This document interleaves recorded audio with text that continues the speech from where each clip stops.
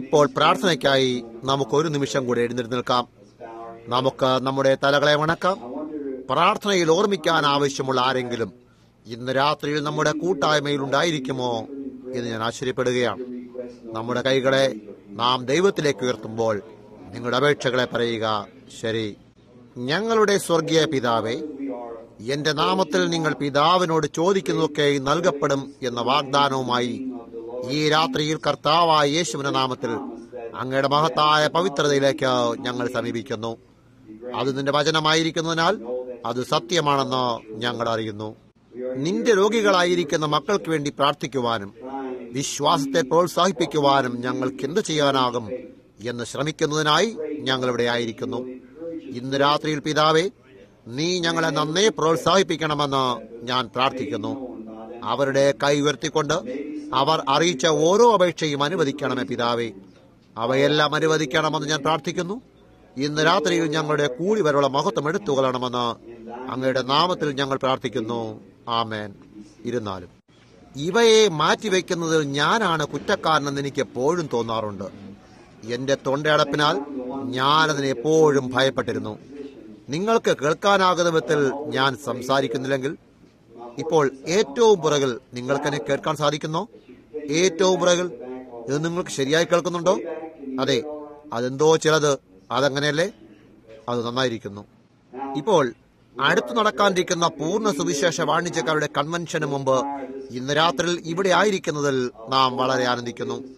ആ സമയത്ത് വളരെ അനുഗ്രഹങ്ങൾക്കായി നാം നോക്കിക്കൊണ്ടിരിക്കുന്നു. ഇന്ന് രാത്രിയിൽ പരിശുദ്ധാത്മാവ് നമ്മുടെ ഇടയിൽ എന്തെങ്കിലും ചെയ്തിട്ട് പണ്ടുണ്ടായിരുന്നതുപോലെ ആ കൺവെൻഷൻ തുടങ്ങുമ്പോൾ അത് നമ്മെ എല്ലാവരെയും മേഘങ്ങളിലേക്ക് എടുത്തുകൊണ്ട് പോയതുപോലെ അനുഭവിക്കാനിടയാകട്ടെ. മാത്രമല്ല, നാം കൺവെൻഷൻ എന്ന് പറയുന്നത് നാം അന്യോന്യം കണ്ടുമുട്ടാൻ കൂടി വരുന്നത് പോലെയുള്ള ഒന്നല്ല. എന്നാൽ നാം പരിശുദ്ധാത്മാവിന്റെ ശക്തിയാൽ ഒരുമിച്ച് കൂടി വരുന്നതിനാണ്. അതാണ് കൺവെൻഷൻ കൊണ്ടുവരുന്നത്. നാം അവനെ സന്ധിക്കുന്നതിനായി കൂടി വരുന്നു. അതാണ് നമ്മുടെ പ്രാഥമികമായ ആവശ്യം, അവനെ സന്ധിക്കുക.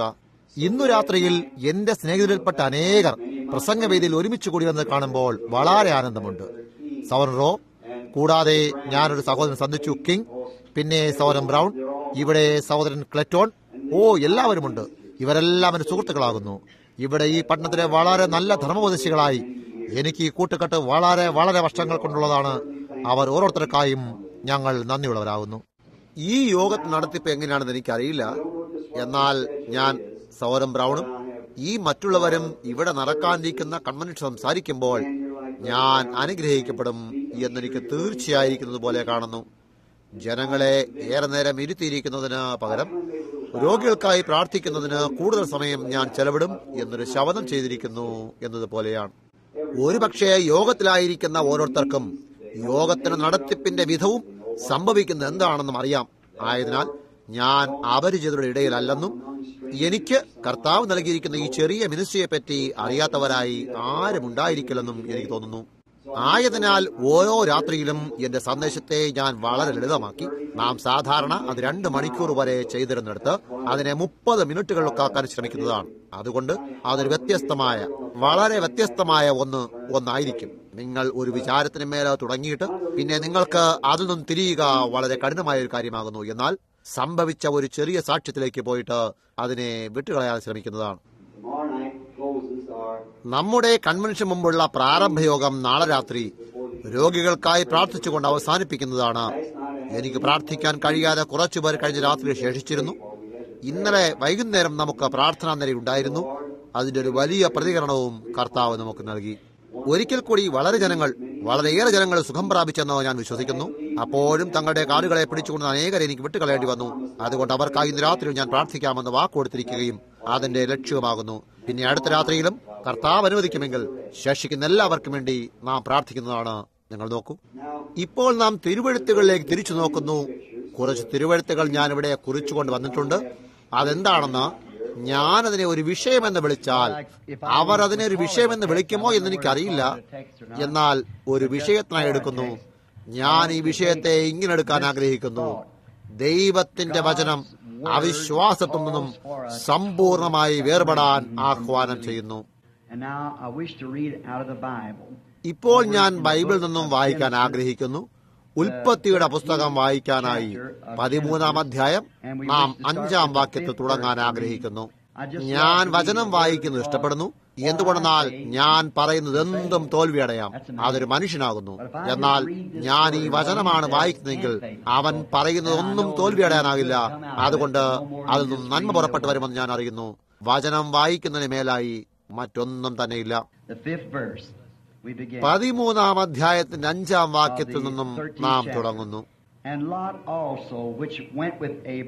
അബ്രാമിനോട് കൂടെ വന്ന ലോത്തിനും ആടുമാടുകളും കൂടാരങ്ങളും ഉണ്ടായിരുന്നു.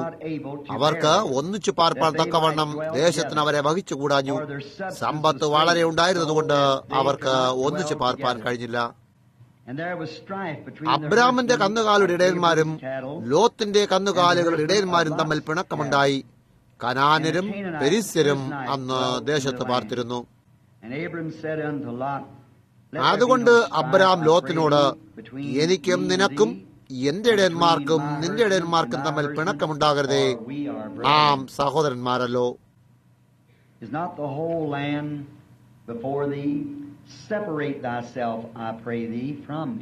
ദേശമെല്ലാം നിന്റെ മുമ്പാകലെയോ? എന്നെ വിട്ടുപിരിഞ്ഞാലും നീ ഇടത്തോട്ടെങ്കിൽ ഞാൻ വലത്തോട്ട് പൊയ്ക്കൊള്ളാം, നീ വലത്തോട്ടെങ്കിൽ ഞാൻ ഇടത്തോട്ട് പൊയ്ക്കൊള്ളാം എന്ന് പറഞ്ഞു. അപ്പോൾ ലോത്ത് നോക്കി യോർദാനക്കരയുള്ള പ്രദേശമൊക്കെയും നീരോട്ടമുള്ളതെന്ന് കണ്ടു. യഹോവ സോദോമിനെയും ഗോമരയും നശിപ്പിച്ചതിനു മുമ്പേ അത് യഹോവയുടെ തോട്ടം പോലെയും സോർ വരെയും മിസ്രയീം ദേശം പോലെയുമായിരുന്നു. ലോത്ത് യോർദാൻ അരികെയുള്ള പ്രദേശമൊക്കെയും തെരഞ്ഞെടുത്തു.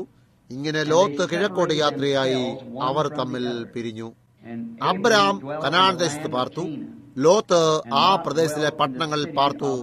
സൊദോം വരെ കൂടാരം നീക്കി അടിച്ചു. സോദോം നിവാസികൾ ദുഷ്ടന്മാരും യഹോവയുടെ മുമ്പാകെ മഹാപാപികളുമായിരുന്നു. And the Lord said unto Abraham, after that Lot was separated from him, lift up Lot അബ്രാമിനെ വിട്ട് പിരിഞ്ഞ ശേഷം യഹോവ അബ്രാമിനോട് അരുളി ചെയ്തു, തലപൊക്കി നീ ഇരിക്കുന്ന സ്ഥലത്ത് നിന്ന് വടക്കോട്ടും തെക്കോട്ടും കിഴക്കോട്ടും പടിഞ്ഞാറോട്ടും നോക്കുക.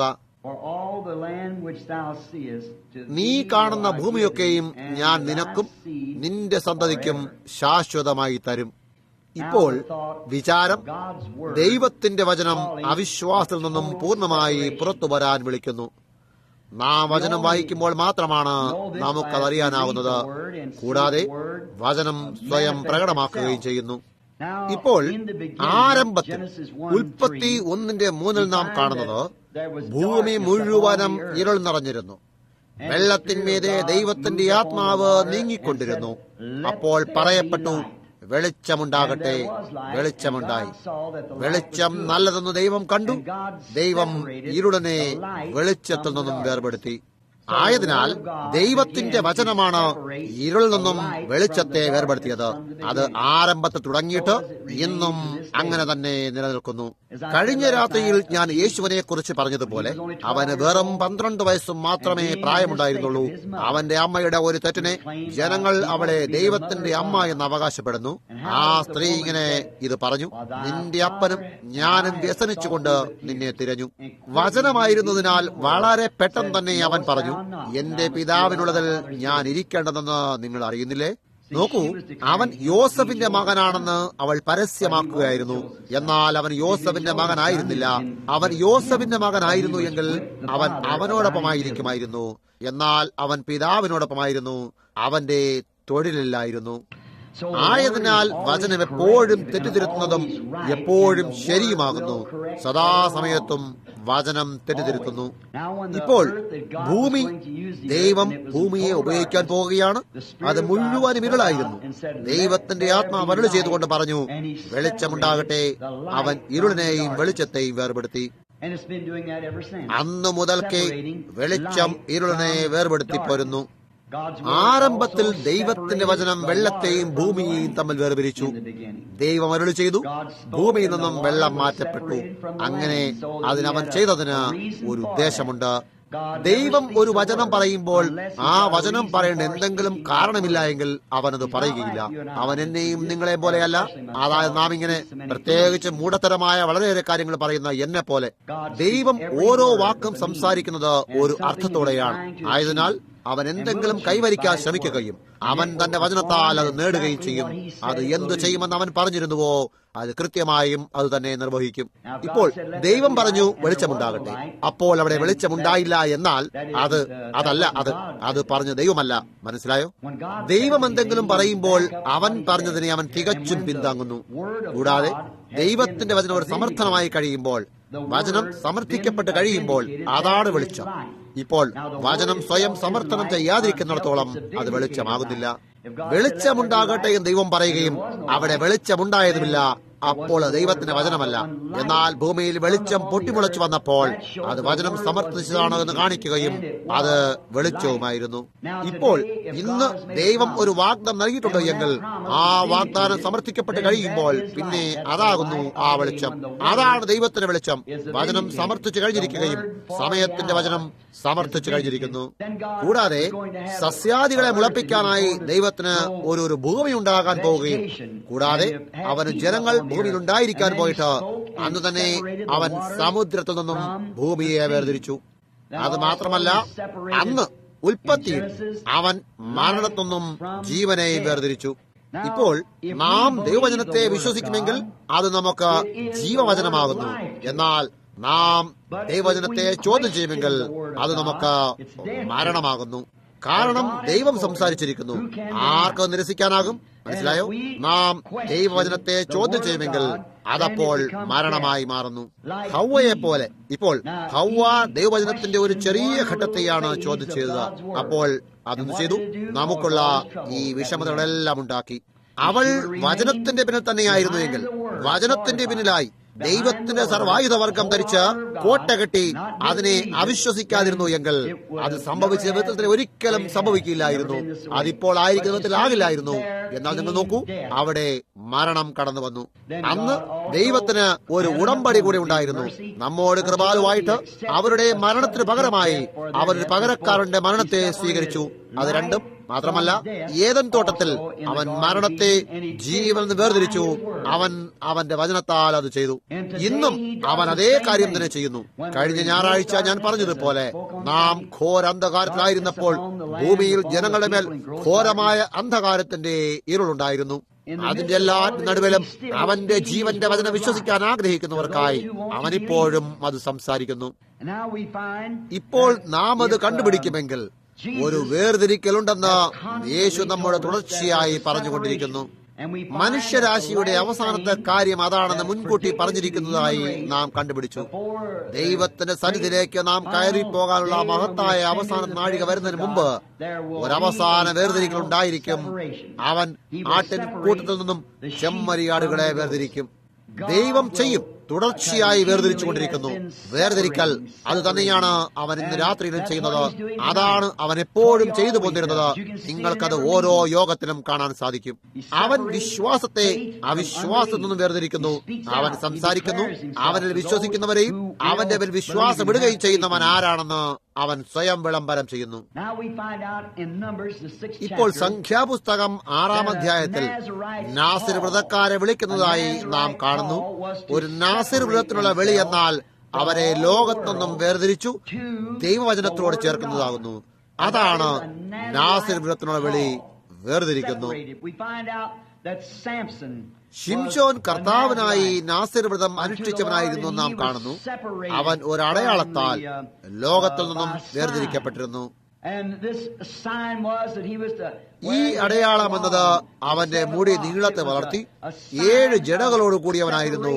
അതവൻ ഒരു ഉദ്ദേശത്തിനായി വിളിച്ചിരിക്കുന്നു എന്നതിന്റെ ഒരു ചിഹ്നമായിരുന്നു. ഞാൻ ഇതിന്മേൽ തുടങ്ങാൻ ആഗ്രഹിക്കുന്നില്ല, കാരണം ഞാൻ പറഞ്ഞിരുന്നു ഇത് ഞാൻ വളരെ കുറച്ചു നേരമേ സംസാരിക്കാൻ പോകുന്നുള്ളൂ. എന്നാൽ ഞാൻ ചിന്തിക്കുന്നത്, ഇന്ന് നമ്മുടെ സഹോദരിമാർ നീളമുള്ള മുടി ധരിക്കുന്നത് കാണുമ്പോൾ അവർ ചെയ്യണമെന്ന് ബൈബിൾ പറയുന്നു. അവർ കർത്താവിനെ പിൻപറ്റാൻ ആഗ്രഹിക്കുന്നു എന്നതിന്റെ ഒരു നാസിറുടെ ചിഹ്നമാണെന്ന് ഞാൻ വിചാരിക്കുന്നു. അത് വളരെ പഴഞ്ചനായി കേൾക്കുന്നു എന്ന് എനിക്കറിയാം. അത് വീട്ടിലേക്ക് കൊണ്ടുപോകാൻ ഞാൻ ആഗ്രഹിക്കുന്നു. നോക്കൂ, കാരണം അതങ്ങനെയാകുന്നു. ദൈവം അവരോട് ചെയ്യാനായി പറഞ്ഞിരുന്ന എന്തോ ഒന്ന് ആരോ അത് ചെയ്യാൻ ശ്രമിക്കും പോലെ കാണപ്പെടുന്നു. അതിന്റെ വില എന്തായാലും കാര്യമില്ല. പുറം ലോകം അതിനെക്കുറിച്ച് എന്തു പറയുന്നുവെന്നോ, അതിൽ എത്രമാത്രം പരിഹാസികളുണ്ടെന്നോ, അതോ ചിരിക്കുന്നവരോ അതുമല്ല വിമർശകരുണ്ടെന്നോ, ലോകത്തിന് സമ്പൂർണ്ണമായി വേർപെട്ട് ദൈവത്തിന്റെ കാര്യങ്ങളിലേക്ക് തന്നെ സമർപ്പിച്ച ഒരു വ്യക്തിയെ വിഷമിപ്പിക്കുകയില്ല. അവർ വചനത്തെ അനുസരിക്കുകയും സ്വയം അവരെ ലോക കാര്യങ്ങളിൽ നിന്നും വേർപെടുത്തുകയും ചെയ്യുന്നു. കാരണം വചനം അവരെ വേർപെടുത്തിയിരിക്കുന്നു. അവർ വിമർശനത്തിൽ ഉറച്ചു നിൽക്കും എന്നെനിക്കറിയാം. നാം വിമർശിക്കപ്പെടുന്നില്ല എങ്കിൽ പിന്നെ എവിടെയോ എന്തോ തകരാറുണ്ട്. ലോകം തനിക്കുള്ളവർ എപ്പോഴും അറിഞ്ഞിരുന്നു. എന്നാൽ ഞാനിത് പറഞ്ഞതുപോലെ ഓർക്കൂ, വിമർശനം ദൈവവചനത്തിന്റെ പശ്ചാത്തലത്തിലാണ് എങ്കിൽ അവന്റെ കൃപയുടെ വേദനകളെ വളർത്തുകയുള്ളൂ. അത് കാണിക്കുന്നത് നിങ്ങളൊരു ക്രിസ്ത്യാനിയാക്കി വേർതിരിച്ച് അതിനെപ്പോലെ പ്രവർത്തിച്ച് അതിനെപ്പോലെ ജീവിച്ച് ദൈവത്തിന്റെ ഓരോ കൽപ്പനയും അനുസരിക്കുന്നു എന്നതാണ്. അതൊരു നാസീർ വ്രതമാകുന്നു. വേർതിരിച്ച് ദൈവത്തിനുള്ള ഒരു വിളി നിങ്ങളെ ലോകത്തിന്റെ കാര്യങ്ങളിൽ വേർതിരിച്ചിരിക്കുന്നു. ദൈവത്തിന്റെ ആത്മാവിനെ ജനിച്ചിരിക്കുന്ന ഓരോ പുരുഷനും സ്ത്രീയും ഓരോ ബാലനും ബാലികയും കർത്താവിനായ ഒരു നാസീർ വ്രതക്കാരാകുന്നു എന്ന് ഇന്ന് രാത്രിയിൽ ഞാൻ വിശ്വസിക്കുന്നു. കാരണം അവർ ആ കാര്യങ്ങളിൽ നിന്നും ലോകത്തിന് പറയാനുള്ളത് എന്തും പറയട്ടെ, ലോക കാര്യങ്ങളിൽ നിന്നും അവരെ തന്നെ വേർപെടുത്തിയിരിക്കുന്നു. ഉന്നത നിലവാരത്തിലെ സ്കൂളുകളുള്ള ഈ പട്ടണത്തിൽ നിങ്ങൾ താമസിക്കുന്നു. മാത്രമല്ല നമ്മുടെ രാജ്യം വിദ്യാഭ്യാസ നിലവാരത്തെ ഉയർത്താനായി ആവശ്യപ്പെടുന്നതും നാം കാണുന്നു. അതെല്ലാം നല്ലത് തന്നെ, അതിനെപ്പറ്റി ഒന്നും തന്നെ പറയാനില്ല. എന്നാൽ ആ വിദ്യാഭ്യാസം നിങ്ങൾക്ക് പാമുക്തി തരില്ല. ഒരു ശാസ്ത്രജ്ഞന് ഒരു കോതമ്പിന്റെ മണി പൊട്ടിച്ചിട്ട് അതിലെത്ര വ്യത്യസ്തമായ രാസപദാർത്ഥങ്ങളുണ്ടെന്ന് പറയാനാകും. എന്നാൽ അതിലുള്ള ജീവനെ കണ്ടുപിടിക്കാൻ അതിന് സാധിക്കുന്നതല്ല. വിദ്യാഭ്യാസത്തിന് നിങ്ങളെ പഠിപ്പിക്കാനോ അതല്ല നിങ്ങളെ ഗണിതം പഠിപ്പിക്കുകയോ അതുമല്ലെങ്കിൽ അതിന് ചരിത്രമോ എന്തു തന്നെ പഠിപ്പിക്കാനായാലും ശരി, അതിന് നിങ്ങളിലേക്ക് വെളിച്ചത്തെ കൊണ്ടുവരാൻ സാധിക്കില്ല. നിങ്ങളുടെ വിദ്യാഭ്യാസം അത് ചെയ്യുന്നില്ല. നിങ്ങളിലേക്ക് വെളിച്ചം കൊണ്ടുവരാനുള്ള ഒരു വഴി ദൈവത്തിനുണ്ട്. അത് നിങ്ങൾ ലോക കാര്യങ്ങളിൽ നിന്ന് വേർപെടാൻ തയ്യാറായി ലോക തൽപരരാകാതെ ദൈവത്തിന്റെ വാഗ്ദവചനത്തോട് മാത്രം ചേർന്ന് നിൽക്കാൻ തയ്യാറാകുമ്പോഴാകുന്നു. പൗലോസ് കർത്താവിന്റെ ഒരു നാസീർ വ്രതക്കാരനായിരുന്നു. ജീവനുള്ള ദൈവത്തിന്റെ വചനത്തോട് ചേരാനായി അവൻ തന്റെ യാഥാസ്ഥിക സഭയിൽ നിന്നും വേർപെട്ടു വന്നു. അഹറോൻ കർത്താവിന്റെ ഒരു നാസീർ വ്രതക്കാരനായിരുന്നു. ജനനക്കല്ലുകൾ ധരിച്ച് മഹാപുരോഹിതനായി തീരേണ്ടതിന് അവൻ തന്റെ സഹോദരന്മാരിൽ നിന്നും വേർപെട്ടു. ഇതൊരു പൂർണ്ണ വേർപെടുത്തലാകുന്നു. പിന്നെ നാം ദൈവവുമായി മാത്രം ചേർന്ന് നിൽക്കുകയും ഒരിക്കലും ലോകത്തിലേക്ക് തിരിയുകയോ അതല്ല ലോകവുമായി യാതൊന്നും ചെയ്യാനോ ഇല്ലാതിരിക്കുന്നു. ഒരു സ്ത്രീക്ക് വേണ്ടി ലോക താൽപര്യങ്ങളൊന്നും അഥവാ ലോക കാര്യങ്ങളൊന്നും വേർപിരിഞ്ഞ ഒരു സഭയ്ക്കായി, ഒരു മണവാട്ടിക്കായി യേശു വരുന്നു. നാം ജീവിക്കുന്ന ഈ നൂതന കാലത്തിലെ ഫാഷനിൽ നിന്നും അവൾ വേർപെട്ടിരിക്കുന്നു. സഭകളുടെ താൽപര്യങ്ങളിൽ നിന്നും സമ്പ്രദായങ്ങളിൽ നിന്നും അവൾ വേർപെട്ടിരിക്കുന്നു. ദൈവവുമായി മാത്രം അവൾ വേർപിരിഞ്ഞിരിക്കുന്നു. ദൈവം വചനമാകുന്നു. ഭർത്താവും ഭാര്യയും ഒന്നായിരിക്കുന്നത് പോലെ മണവാട്ടിയും വചനവും ഒന്നായിത്തീരും. കാരണം വചനം മണവാട്ടിയിലൂടെ ജീവിക്കുന്നു. അതങ്ങനെയാണ്. അത് അവളുടെ യോഗ്യതാ പത്രമാകുന്നു. അത് അവളുടെ തിരിച്ചറിയിക്കലാകുന്നു. എനിക്കൊരു PhDയോ LLDയോ സമ്പാദിക്കാനായത് നിങ്ങളെ കാണിക്കാനാകും. ഇന്ന പ്രത്യേക സ്കൂളിൽ നിന്നാണ് അഥവാ ഇന്ന സംഘടനയിൽ നിന്നുമാകുന്നു. ആ സ്കൂൾ യോഗ്യതയുള്ളതും അംഗീകരിക്കപ്പെട്ടതുമാകുന്നു. എന്നാൽ ഒരു വിശ്വാസിക്കുള്ള ഏക യോഗ്യതാ പത്രം ദൈവത്തിന്റെ വചനം അവനിൽ ജീവിക്കുന്നു എന്നുള്ളതാകുന്നു. യേശു ക്രിസ്തു ആ വ്യക്തിയിലൂടെ ജീവിക്കുന്നു എന്ന് പ്രസിദ്ധമാക്കുന്നതാകുന്നു. അതാണ് കർത്താവിനായി വേർതിരിക്കപ്പെട്ട നാസീർ വ്രതക്കാരൻ വചനത്തിനായി വേർതിരിക്കപ്പെട്ടിരിക്കുന്നു. ബൈബിൾ പറയുന്നു, ദൈവത്തിന്റെ വചനം ജീവനും ചൈതന്യമുള്ളതായി ഇരുവായി തലയുള്ള ഏത് വാളിനേക്കാളും മൂർച്ചയേറിയതും പ്രാണനെയും ആത്മാവിനെയും സന്ധിമജ്ജകളെയും വേർപിടിക്കും വരെ തുളച്ചു ചെല്ലുന്നതും ഹൃദയത്തിലെ ചിന്തനങ്ങളെയും ഭാവങ്ങളെയും വിവേചിക്കുന്നതുമാകുന്നു. ആ കാരണത്താലാണ് യേശുവിന് ജനങ്ങളിൽ നോക്കിക്കൊണ്ട് അവർ ചിന്തിക്കുന്നത് എന്താണ് എന്ന് പറയാൻ സാധിച്ചത്. അവൻ വചനമായിരുന്നു. ഇപ്പോൾ ലോകത്തിൽ പിറന്ന ഒന്നാമത്തെ ആദാം, അഥവാ പിറന്നതല്ല, ദൈവത്താൽ സൃഷ്ടിച്ച ഒന്നാമത്തെ ആദാം സ്വയം വചനത്തിൽ നിന്നും വേർപെട്ട് അവന്റെ ഭാര്യയോട് ചേർന്നു. അവൻ ആഗ്രഹിച്ചിരുന്നു എങ്കിൽ അവന് വചനത്തോടൊപ്പം ചേർന്ന് നിൽക്കാമായിരുന്നു. എന്നാൽ അവന്റെ ഭാര്യയോടൊപ്പം ചേരാനായി അവൻ സ്വയം അവനെ വചനത്തിൽ നിന്നും വേർപെടുത്തി. അതാണ് കൃത്യമായി ഇന്നുള്ള സാധാരണ ജഡീക സഭാംഗം ചെയ്യുന്നത്. തങ്ങളുടെ സഭയെ മുറുകെ പിടിക്കാനായി അവർ ജീവനുള്ള സത്യദൈവത്തിൽ നിന്നും അവരെ സ്വയം വേർപെടുത്തുന്നു. അവിടെ ആ ദൈവം ശിക്ഷിക്കുമോ ഇല്ലയോ എന്നുള്ള ഒരു ചോദ്യം ഹവ്വ വചനത്തിന്മേലിട്ടു. സാത്താൻ ആ ചോദ്യമിട്ടു, ഹവ്വ അത് വിശ്വസിച്ചു. ഇങ്ങനെയുള്ള ഒരു ചോദ്യം തന്നെ ഇന്നുള്ള സഭയും വചനത്തിന്മേലിടുന്നു. ഇന്നും അവൻ അനന്യോ? നമ്മോടവൻ യോഹന്നാൻ 14:12 വാഗ്ദത്തം ചെയ്തിരുന്ന അത്ഭുതാശ്ചര്യങ്ങളും അടയാളം ചെയ്യാനായി അവൻ ഭൂമിയിലായിരുന്നപ്പോൾ ചെയ്തിരുന്നത് പോലെ തന്നെ ഇപ്പോഴും അവന്റെ സഭയോട് ജീവിച്ചു ചെയ്യുമെന്നോ? എന്നിൽ വിശ്വസിക്കുന്നവൻ ഞാൻ ചെയ്യുന്ന പ്രവൃത്തികൾ അവനും ചെയ്യും. ഞാൻ എന്റെ പിതാവിന്റെ അടുക്കൽ പോകുന്നത് കൊണ്ട് അവൻ അതിൽ വലിയവയും ചെയ്യും. വിശ്വസിക്കുന്നവരാൽ ഈ അടയാളം നടക്കും, അവരെ പിൻപറ്റും. ഇന്നത്തെ ജനങ്ങളുടെ ചോദ്യം എന്താണെന്നാൽ, അവനത് വാസ്തവമായും അർത്ഥമാക്കിയോ? സഭ പറയുന്നതിനെ നിങ്ങൾ അംഗീകരിക്കുമ്പോൾ അവൻ വാസ്തവമായും അർത്ഥമാക്കിയോ? അപ്പോൾ ആദാം ചെയ്ത അതേ അവസ്ഥയിലേക്ക് തന്നെ നിങ്ങൾ നിങ്ങളെ കൊണ്ടിടുന്നു.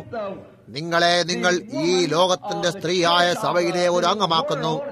മാത്രമല്ല, ഓരോ വിശ്വാസിക്കും ദൈവം വാഗ്ദത്തം ചെയ്തിരുന്ന അനുഗ്രഹങ്ങളിൽ നിന്നും വചനത്തിൽ നിന്നും ലോകത്തിലേക്ക് നിങ്ങൾ നിങ്ങളെ വേർതിരിക്കുന്നു. ഇപ്പോൾ അത് സത്യമാകുന്നു. ചില കാര്യങ്ങൾ സംഭവിക്കേണ്ടതിനായി കാലഘട്ടങ്ങളുടെ അനുഭവിച്ചുകൊണ്ടിരുന്ന ദൈവവചനത്തെ കാണാനായിട്ടുള്ള ഒരു കാലഘട്ടത്തിൽ ജീവിക്കാൻ നമുക്ക് അവസരമുണ്ടായി. ഇത് അനുവദിക്കപ്പെട്ടപ്പോൾ അതെങ്ങനെ സംഭവിക്കാൻ പോകുന്നു എന്ന് ഒരു മനുഷ്യൻ അത്ഭുതപ്പെട്ടേക്കാം. പ്രൊഫസർമാർക്ക് അവരുടെ സ്വന്തം ആശയങ്ങളുണ്ട്. എന്നാൽ അന്നുള്ള കാലങ്ങളിൽ ദൈവം സദാസമയത്തും തന്റെ പ്രവാചകൻ അയച്ചിരുന്നു. കർത്താവിന്റെ വചനം ആ പ്രവാചകടുക്കിലേക്ക് വരികയും ആ തലമുറയ്ക്ക് അത് സമർത്ഥിച്ചു കാണിക്കുകയും ചെയ്തിരുന്നു. മാത്രമല്ല, പ്രവാചകന്മാർ എപ്പോഴും നാസരിവൃതന്മാരായി ദൈവവചനത്തെ അനുസരിക്കുന്നതിനായി എല്ലാത്തിൽ നിന്നും വേർതിരിക്കപ്പെട്ടവരായിരുന്നു. പത്രോസും യോഹന്നാനും പറഞ്ഞത് നിങ്ങൾ ഓർക്കുന്നില്ലേ? അവരോട് പെന്തക്കോസ്തിന്റെ പ്രവൃത്തി പരിചയത്തെ കുറിച്ച് ചോദിക്കുമ്പോൾ അവർ ചോദിച്ചു, ഞങ്ങൾ മനുഷ്യരെയോ അതോ ദൈവത്തെയോ ആരനുസരിക്കുന്നതാണ് നല്ലത്? ഇപ്പോൾ ഒന്നാമത്തെ ആദാം വചനത്തിൽ നിന്നും തന്റെ ഭാര്യയോടൊപ്പം പോകാനായി ഒന്നാമത്തെ മനുഷ്യൻ തന്നെത്താൻ വേർപെടുത്തി. അതിങ്ങനെ ചോദിക്കപ്പെട്ടു, ദൈവം തന്റെ വചനത്തെ കാക്കുമോ അതോ ഇല്ലയോ? വചനം എന്തു പറയുന്നു എന്നെടുക്കുന്നതിന് പകരം അപ്പോഴും അവരുടെ സമ്പ്രദായം എന്തു പറയുന്നു എന്നതുമായി ചേർന്നിരിക്കാൻ ആഗ്രഹിക്കുന്ന വളരെ കൃത്യമായും ശീതോഷ്ണവാനായ വിശ്വാസിയുടെ മാതൃകയായി ജഡിക മനസ്സുള്ള വിശ്വാസികളാണ് എന്നുള്ളത് ഒരു വളരെ വാസ്തവമായ മാതൃക. അവൻ വേർപിരിഞ്ഞു, അവന്റെ ഭാര്യയോടിരുന്നു. ജഡിക വിശ്വാസി വചനത്തിന് വേർപിരിഞ്ഞ സഭയോടിരിക്കുന്നു. എന്നാൽ രണ്ടാമത്തെ ആദാം ഒരു സ്ത്രീയുടെ ഗർഭാശയത്തിലൂടെ സൃഷ്ടിക്കപ്പെട്ട ലോകത്തിലേക്ക് വന്നപ്പോൾ അവൻ ദൈവത്തിന്റെ വചനത്തോട് നാസ്തികവ്രതമുള്ളവനായിരുന്നു. അവൻ ലോകത്തിന് വേർപിരിഞ്ഞ വചനത്തോട് ചേർന്നിരുന്നു. ഇപ്പോൾ എബ്രായർ 7:26 അത് നമ്മോട് പറയുന്നു, ആ പുരോഹിതന്മാരെല്ലാം തുടർച്ചയായി മരിച്ചുപോയിരുന്നു. എന്നാൽ ഈ യേശു പവിത്രനും പാപത്തിൽ നിന്ന് വേർപെട്ട് നിർമ്മലനുമായിരുന്നു.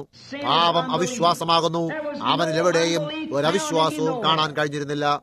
അവൻ ഇവിടെ ഭൂമിയിലായിരുന്നപ്പോൾ അവൻ ചോദിച്ചു, എന്നെ പാപത്തെക്കുറിച്ച് ആർ ബോധം വരുത്തും? പാപം അവിശ്വാസമാകുന്നു. ഈ കാലത്തേക്ക് വാഗ്ദത്തം ചെയ്യപ്പെട്ടിരിക്കുന്നതല്ല ഞാൻ ചെയ്യുന്നതെങ്കിൽ, മശിഹ എന്തു ചെയ്യുമെന്ന് പറഞ്ഞതിനല്ല ഞാൻ ചെയ്യുന്നു എങ്കിൽ എന്നിൽ വിശ്വസിക്കേണ്ട.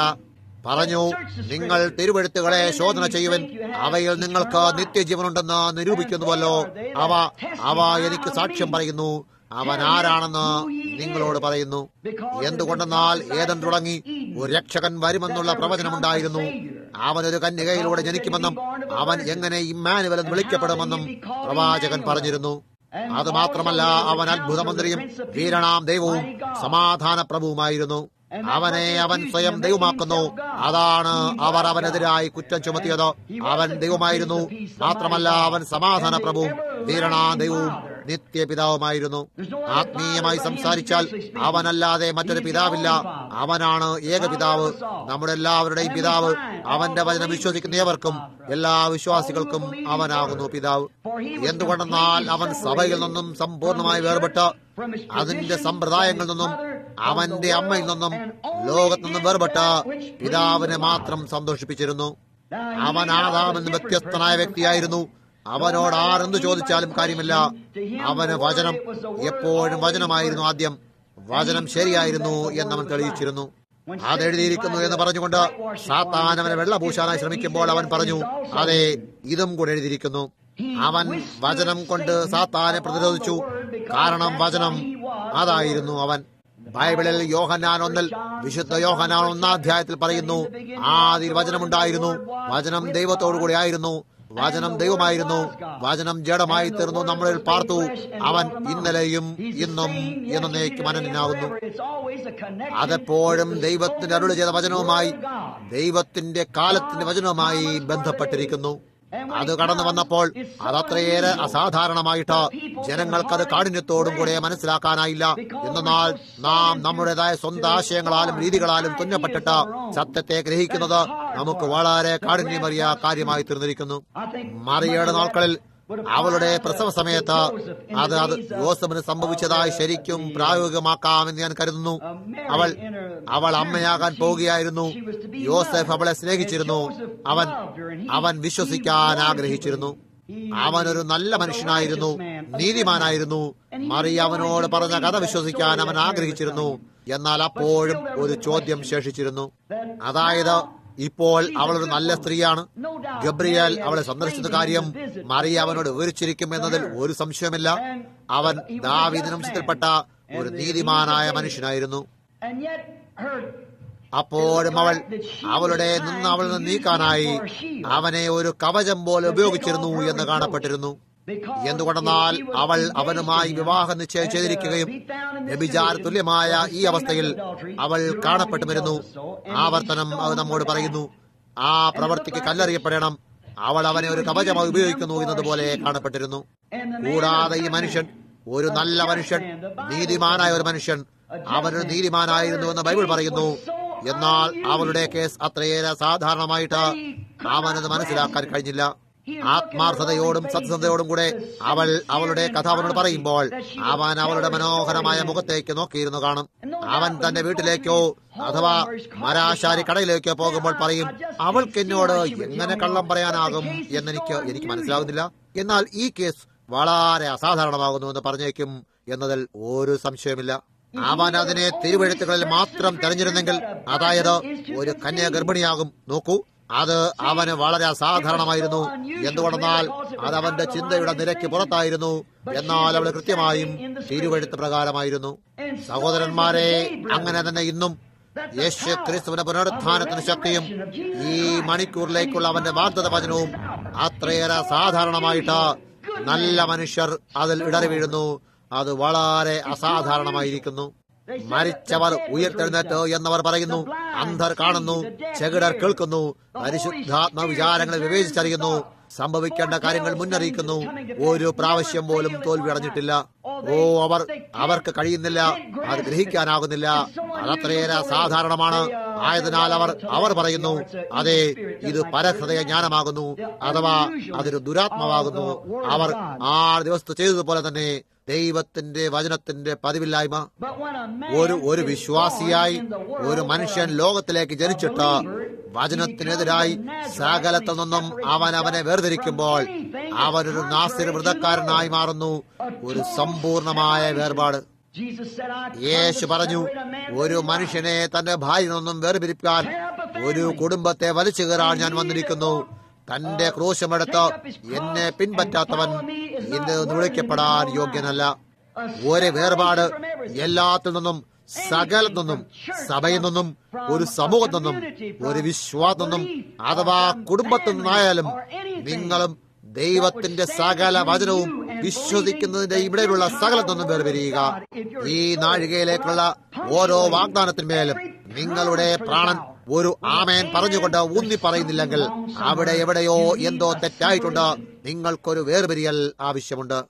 അതിനാൽ യേശു വചനം ജഡമായി തീർന്നതായിരുന്നിട്ട് അവൻ തീർത്തും പാപികളിൽ നിന്നും അവിശ്വാസത്തിൽ നിന്നും വേർപെട്ട് ആ വചനം തന്നെ പൂർണ്ണമായി പിൻപറ്റിക്കൊണ്ട് അവനിലൂടെ സമ്പൂർണമായി ഒഴുകിയിട്ട് അവൻ പറഞ്ഞു, പിതാവ് അത് ആദ്യം ചെയ്തു കാണാതെ ഞാനൊന്നും ചെയ്യുന്നില്ല. വസ്തുതകളെ പറ്റി അവർ അവനോട് ചോദിക്കുമായിരുന്നു. അവൻ പറഞ്ഞു, സത്യമായി ഞാൻ നിങ്ങൾ പറയുന്നു, പിതാവ് ചെയ്ത് കാണുന്നതല്ലാതെ പുത്രന് സ്വതവേ ഒന്നും ചെയ്യാൻ കഴിയുന്നതല്ല. മാത്രമല്ല, ശ്രദ്ധിക്കൂ, അവൻ പറഞ്ഞിരുന്ന സകലതും കൃത്യമായിരുന്നു. ഇങ്ങനെ അവൻ അതിനെക്കുറിച്ച് ചോദിക്കേണ്ട കാര്യമില്ല, ചിന്തിക്കേണ്ടതില്ല. അതെല്ലാം സമ്പൂർണമായിരുന്നു. അവന്റെ സമ്പൂർണമായ സത്യം എപ്പോഴും സത്യത്തെ തെറ്റിൽ നിന്നും വേർപെടുത്തിയിരുന്നു. വീണ്ടും ഞാൻ അതിനെ തിരികെ ഉദ്ധരിക്കും. അവന്റെ അമ്മ പറഞ്ഞതുപോലും, ഞാൻ നിന്റെ അപ്പനും അത് കന്യകയിൽ പിറന്ന പുത്രനാണെന്ന് അവൾ പുരോഹിതന്മാരുടെ മുന്നിൽ മുമ്പ് തന്നെ സാക്ഷീകരിച്ചതാണ്. എന്നാൽ അവളുടെ വിഷാദനിമിഷങ്ങളിൽ പഠിപ്പുള്ള മനുഷ്യരുടെ കുടുംബ പാരമ്പര്യവുമായി പുരോഹിതന്മാർ ആയവരുടെ മുന്നിൽ 12 വയസ്സുള്ള ഒരു ബാലൻ അവൻ സ്കൂളിൽ പോയിരുന്നു എന്നുള്ള രേഖയും നമ്മുടെ പക്കലില്ല. അവൻ അത്ര വലിയ വാദപ്രതിവാദത്തിൽ ഏർപ്പെടേണ്ട ബുദ്ധി വൈഭവം ലഭിച്ചത് എവിടെ നിന്നാണ്? എന്താ? അപ്പോൾ ഈ യോസഫാണ് അവന്റെ പിതാവെന്ന് പറഞ്ഞപ്പോൾ പെട്ടെന്ന് തന്നെ ദൈവത്തിന് വചനം, അവൻ വേർപെട്ടവനായിരുന്നു. അവൻ വചനമായിരുന്നു. വചനം തെറ്റിതിരുത്തി നേരെയാക്കുന്നു. ഞാൻ എന്റെ പിതാവിന്റെ പ്രവൃത്തിയിലായിരിക്കണം എന്ന് നിങ്ങൾക്കറിയില്ലേ? അത് ആ ചെറിയ 12 വയസ്സുള്ള ബാലനായിരുന്നില്ല. തെറ്റിതിരുത്താനായി അവന്റെ ചെറിയ കുഞ്ഞു വായിലൂടെ ദൈവത്തിന്റെ വചനം സംസാരിക്കുന്നതായിരുന്നു. അവൻ ആരംഭത്തിൽ ചെയ്തതുപോലെ വെളിച്ചത്തിൽ നിന്നും ഇരുളനെ, സത്യത്തിൽ നിന്നും കളവിനെ, ജീവൻ നിന്നും മരണത്തെ വേർതിരിക്കുകയായിരുന്നു. അതൊരു വേർപെടുത്തലാകുന്നു. യാതൊന്നും പരിഗണിക്കാതെ വചനം സമ്പൂർണമായി വേർപാട് ആവശ്യപ്പെടുന്നു. യേശു പറഞ്ഞു, സകല മനുഷ്യരുടെ വാക്ക് ഭോഷ്കും, എന്റേത് മാത്രം സത്യവുമായിരിക്കട്ടെ. കാലത്തിലുടനീളം ഇതേ കാര്യം തന്നെ സംഭവിച്ചിരിക്കുന്നു. അതൊരു വേർപെടുത്തലാകുന്നു. അവന്റെ ജനങ്ങളെ അവൻ എല്ലായ്പ്പോഴും അവിശ്വാസം നിന്നും വേർപെടുത്തുന്നു. അവനത് ആദിയിൽ ചെയ്തു, അവൻ ഇന്നും അത് ചെയ്യുന്നു. ആ പ്രവാചകന്മാർ ഓരോരുത്തരും അവിശ്വാസം നിന്നും വേർപെട്ടിരുന്നു. അവർ അത് ചെയ്തതിന്റെ കാരണം എന്തുകൊണ്ടെന്നാൽ ദൈവത്തിന്റെ വചനം അവരിലേക്ക് വന്നിരുന്നു. ഇപ്പോൾ എവിടെയോ വെച്ച് ഒരു രാത്രിയിൽ, ഒരുപക്ഷെ ഇവിടെ കഴിഞ്ഞ രാത്രിയിലോ അതോ ഇന്നലെ രാത്രിയോ ആയിരുന്നു, ആ വചനം പ്രവാചകൻ എന്തായിരുന്നു എന്ന് ഞാൻ പറഞ്ഞിരുന്നു എന്ന് വിചാരിക്കുന്നു. പഴയ നിയമത്തിൽ മുൻകൂട്ടി പറയുന്നവൻ എന്നർത്ഥമാക്കിയിരുന്നു. അതൊരു മനുഷ്യനെ കുറിച്ചിട്ട് ഒരു ഭാവി ഫലം പറയുന്നവൻ, സംഭവിക്കാൻ പോകുന്ന കാര്യങ്ങളെ മുൻകൂട്ടി പറയാൻ കഴിയുന്നവൻ എന്നാകുന്നു. അത് കഴിഞ്ഞ് തോൽവിയടയാതെ തന്നെ അവ കൃത്യമായി സംഭവിക്കുമ്പോൾ, അവൻ പറഞ്ഞിരുന്ന അതേ വിധത്തിൽ സംഭവിക്കുമ്പോൾ ദൈവം പറയുന്നു, ഈ മനുഷ്യനെ കേൾക്കുക, അഥവാ അവന് ചെവി കൊടുക്കുക, അവനെ ഭയപ്പെടുക, ഞാൻ അവനോടൊപ്പമുണ്ട്. ഇപ്പോൾ അവൻ എഴുതപ്പെട്ട വചനത്തിന്റെ ദിവ്യ വ്യാഖ്യാതാവായിരിക്കും. കാരണം അത് അവന്റെ തിരിച്ചറിയിക്കലും യോഗ്യതാ പത്രവുമായി അവൻ ദൈവത്തിന്റെ പ്രവാചകനായി ആ വചനം അവന്റെ അടുക്കിലേക്ക് വരുന്നു. അത് ശരിയാണ്. ഇപ്പോൾ വേർപെടുത്തൽ, അത് സഭാ ലോകത്തുനിന്നും യെശയ്യാവിനെ വേർപെടുത്തി, അത് സഭാ ലോകത്തുനിന്നും മോശയെ വേർപെടുത്തി, ഇത് വേർപെടുത്തി കാലങ്ങളിലൂടെ എല്ലാ മഹാന്മാരായ പ്രവാചകന്മാരെയും സഭാ ലോകത്തുനിന്നും വേർപെടുത്തി. എന്തുകൊണ്ടെന്നാൽ അവർക്കുണ്ടായിട്ട് അത് യേശുവിനെ അവന്റെ സഹോദരന്മാരിൽ നിന്ന് വേർപെടുത്തി. അത് പരീശന്മാർ, സദൂക്യർ, മഹാന്മാരായ മനുഷ്യർ, വിശുദ്ധ മനുഷ്യർ, നല്ല മനുഷ്യർ, എളിയ മനുഷ്യർ, യേശു അനുഷ്ഠിച്ചിരുന്ന ആത്മാവിന്റെ ഫലങ്ങളെക്കാൾ കൂടുതലുണ്ടായിരുന്ന അന്നത്തെ സഭയിൽ നിന്നും അപ്പോസ്തലന്മാരെ വേർപെടുത്തി. അവന്റെ യോഗ്യതാപത്രം എന്തായിരുന്നു? വചനം അവനോടൊപ്പമായിരുന്നിട്ട് ആ ദിവസത്തേക്ക് വാഗ്ദത്തം ചെയ്യുന്ന വചനം അവനിലൂടെ ജീവിച്ചിരുന്നു. അവൻ ചോദിച്ചു, പാപത്തെക്കുറിച്ച് ആറിനെ ബോധം വരുത്തും? ഞാൻ പ്രഖ്യാപിച്ചിരുന്നതിൽ സംഭവിച്ചിട്ടില്ലെന്ന് അവകാശപ്പെടാൻ ആർക്ക് കഴിയും? അതിന്റെ കാരണമോ അവൻ കർത്താവിനായി വേർപെടുത്തപ്പെട്ടു നാസ്തികൃതമുള്ളവനായിരുന്നു എന്നായിരുന്നു. അവൻ സ്വയം വചനത്താൽ വെളിപ്പെട്ട കർത്താവായിരുന്നു. അബ്രഹാമും കൂടെ. അബ്രഹാമിനെ ദൈവം 75-ാം വയസ്സിൽ വിളിക്കുമ്പോൾ ലോകത്തുനിന്നും വേർപെട്ടിരുന്ന ഒരു വ്യക്തിയായിരുന്നു. നിന്റെ ചാർച്ചക്കാരിൽ നിന്നും സകല അവിശ്വാസത്തിൽ നിന്നും, നീ ഇതിനു മുമ്പ് നടന്നിട്ടില്ലാത്ത ലോകത്തിന്റെ സകല സ്ഥലത്തുനിന്നും, ഇതിനു മുമ്പ് നിനക്ക് പരിചയമില്ലാത്ത സകലത്തിൽ നിന്നും വേർപെട്ടിരിക്കുക. നീ വിശ്വസിക്കുന്നതിനെതിരായി വിശ്വസിക്കുന്നതും പുറത്തു വന്ന് വേർപെട്ടിരിക്കുക. അതിനാൽ നീ കർത്താവിനോടും നാസിർവ്രതത്തിലായിരിക്കും. എന്നുകൊണ്ടെന്നാൽ അവനൊരു മകനെ കിട്ടും എന്നുള്ള വാഗ്ദാനത്തെ മുറുകെ പിടിച്ചിരുന്നു. അവൻ അവന്റെ അപ്പനിൽ നിന്നും അവന്റെ അമ്മയിൽ നിന്നും അവന്റെ ചാർച്ചക്കാരിൽ നിന്നും വേർപെട്ടിരിക്കേണ്ടതായിരുന്നു. അവനെ വേർപെടുത്തിയ എന്താണ്? അവനോട് നല്ല മനുഷ്യനായിരുന്നു കൊണ്ടല്ല, എന്തുകൊണ്ടെന്നാൽ അവന് ദൈവം നൽകിയ വാഗ്ദാനം നിറവേറ്റാൻ അവൻ ശക്തനായിരുന്നു എന്നവൻ വിശ്വസിച്ചതിനാലായിരുന്നു. അതിനുശേഷം അവൻ 25 വർഷം കഴിഞ്ഞിട്ടും അതുവരെയും ആ കുഞ്ഞു പറഞ്ഞില്ല. സാറായ്ക്ക് 90-ഉം അവൻ ഒരു 100 വയസ്സുള്ളവനും. കർത്താവിന്റെ ദൂതൻ അവനെ സന്ദർശിച്ചപ്പോൾ അത് അവസാന ദിവസങ്ങളിൽ വീണ്ടും സംഭവിക്കുമെന്ന് അതേപ്പറ്റി യേശു പ്രതിപാദിച്ചിരുന്നു. ദൈവം മനുഷ്യരൂപത്തിൽ അവന്റെ മുന്നിൽ ഇരുന്നു കൊണ്ട് അവനോട് സംസാരിച്ചു. മാത്രമല്ല, സാറ ഏകദേശം 100 വയസ്സാകാറായപ്പോൾ അവന്റെ പുറകിൽ കൂടാരത്തിൽ വാഗ്ദാന നിവൃത്തീകരണ സമയത്ത് ഞാൻ സന്ദർശിക്കുന്നു പറഞ്ഞപ്പോൾ ദൂതൻ പറഞ്ഞത് കേട്ട് ചിരിച്ചു. അവൾ പറഞ്ഞു, ഞാൻ വൃത്തിയായിരിക്കുന്നു, അവനും വയസ്സ് എന്നതായി കാണുന്നു, ഇനിയും എനിക്ക് എന്റെ യജമാനനുമായി സുഖഭോഗമുണ്ടാകുമോ? അപ്പോൾ ഈ മനുഷ്യൻ, അത് ദൈവം മാംസത്തിലായിരുന്നു, ചോദിച്ചു, സാറ കൂടാരത്തിലിടുന്ന് ചിരിച്ചതെന്താണ്? ഇപ്പോൾ അവൾ അതിൽ നിന്ന് ഒഴിഞ്ഞു മാറി അതിനെ നിരസിക്കാൻ ശ്രമിക്കുകയാണ്. എന്നാൽ അവൻ ചോദിച്ചു, അതെ, നീ ചിരിച്ചു, എന്നാൽ അത് ശരിയായിരിക്കും എന്ന് നിനക്ക് വിശ്വസിക്കാനായില്ല. ഇപ്പോൾ ശ്രദ്ധിക്കൂ, അത് വീണ്ടും വരുമെന്ന് യേശു പറഞ്ഞിരിക്കുന്നു. സുദോമൻ നാൾക്കളായിരുന്നത് പോലെ തന്നെ മനുഷ്യപുത്രന്റെ വരവെങ്കിലുമായിരിക്കും. ദൈവത്തിന്റെ ആത്മാവ് മനുഷ്യ ശരീരത്തിൽ മരണമുള്ള മനുഷ്യന്റെ മേൽ വീണ്ടും വരും. മനുഷ്യ ശരീരത്തിലായി തീർന്ന മനുഷ്യൻ കാളക്കുട്ടിയുടെ മാംസം കഴിച്ചു, പശുവിന്റെ പാൽ കുടിച്ചു, റൊട്ടിയും എണ്ണയും കഴിച്ചു. അപ്പോൾ അബ്രഹാം അവൻ ഏലോഹിയുമായിരുന്നു എന്ന് പറഞ്ഞു. ദൈവം മാംസത്തിൽ പ്രത്യക്ഷനായി. യേശു അത് വാഗ്ദാനം ചെയ്തിരിക്കുന്നു. അവന്റെ വരവിന് മുമ്പായി ദൈവം വീണ്ടും മനുഷ്യരത്തിൽ പ്രത്യക്ഷനാകും. അത് പരിശുദ്ധാത്മാവ്, ഒരേ ഒരു ദൈവമേ ഉള്ളൂ, വീണ്ടും സ്വയം പ്രത്യക്ഷനായി ലോത്തിൽ നിന്നും അബ്രഹാമിനെ വേർതിരിക്കുന്നതാകുന്നു. ലോത്തിന് ലോകം വേണമായിരുന്നു. ദൈവം അവന്റെ ലോകത്തെ വലിച്ചു കയറിയിട്ട് ലോത്തിനെയും അബ്രഹാമിനെയും തമ്മിൽ വേർതിരിച്ചു. ലോത്ത് വീണ്ടും ഈ വക കാര്യങ്ങളൊന്നും ശരിയാണെന്ന് വിശ്വസിക്കുന്നില്ല എന്ന ജഡിക വിശ്വാസിക്ക് ഒരു മാതൃകയായിട്ട് നേരെ സൊദോമിലേക്ക് പുറപ്പെട്ടു. നാം അതിനെ ശരിയെ ശരിയെന്നും തെറ്റിനെ തെറ്റെന്നും പറയാൻ ധൈര്യമില്ലാത്തവൻ എന്ന് പറയുന്നവനെ പോലെ അവനതില്ലായിരുന്നു. അതിനാൽ അവൻ താഴേക്ക് പുറപ്പെട്ടു പോയി. ഈ എല്ലാ വിശ്വാസികളും മണിക്കൂറുകൾ നമുക്ക് ഇതുമായി തുടരാൻ കഴിയും. ഈ എല്ലാ കൂട്ടരും ദൈവത്തിന്റെ കൈകളിൽ നിങ്ങളുടെ പോക്കറ്റിനെടുക്കുന്ന ചില്ലറ പോലെയാണ്. നിങ്ങൾ ഒരു കൂട്ടം ചില്ലറ പുറത്തെടുക്കുന്നു. അവിടെ പെന്നിയും നിക്കലും ഡൈംസും നാലിലൊന്നും $1 ഡോളറും ഇതെല്ലാം നാണയത്തിൽ ഉൾപ്പെട്ടിരിക്കുന്നതാണ്. ഇപ്പോൾ ദൈവത്തിന്റെ കൈകളിൽ അതാണ് ലോകം. അതിലെ കുറെ ജനങ്ങൾക്കൊരു പെന്നിയുടെ വിലയേ ഉള്ളൂ. ദൈവം അവരെ ഒരു പെന്നിയുടെ രീതിയിൽ ഉപയോഗിക്കുന്നു. അവരെ കൊണ്ട് വാങ്ങാൻ സാധിക്കുന്നത് അത് മാത്രമാണ്. അവരെ നിരസിക്കരുത്. അവർക്ക് യഥാർത്ഥത്യം വിശ്വസിക്കാൻ സാധിച്ചില്ലെങ്കിൽ അവരെ നിലത്തിട്ട് കളയരുത്. അവർ അതിൽ ഉൾപ്പെട്ടില്ലെന്ന് പറഞ്ഞു അവരെ ചവിട്ടി പുറത്താക്കരുത്. എന്നാൽ ദൈവം ചിലപ്പോൾ പെന്നികളെ ഉപയോഗിച്ചെന്നിരിക്കാം. ലോത്ത് വെറും ഒരു പെന്നിയായിരുന്നു.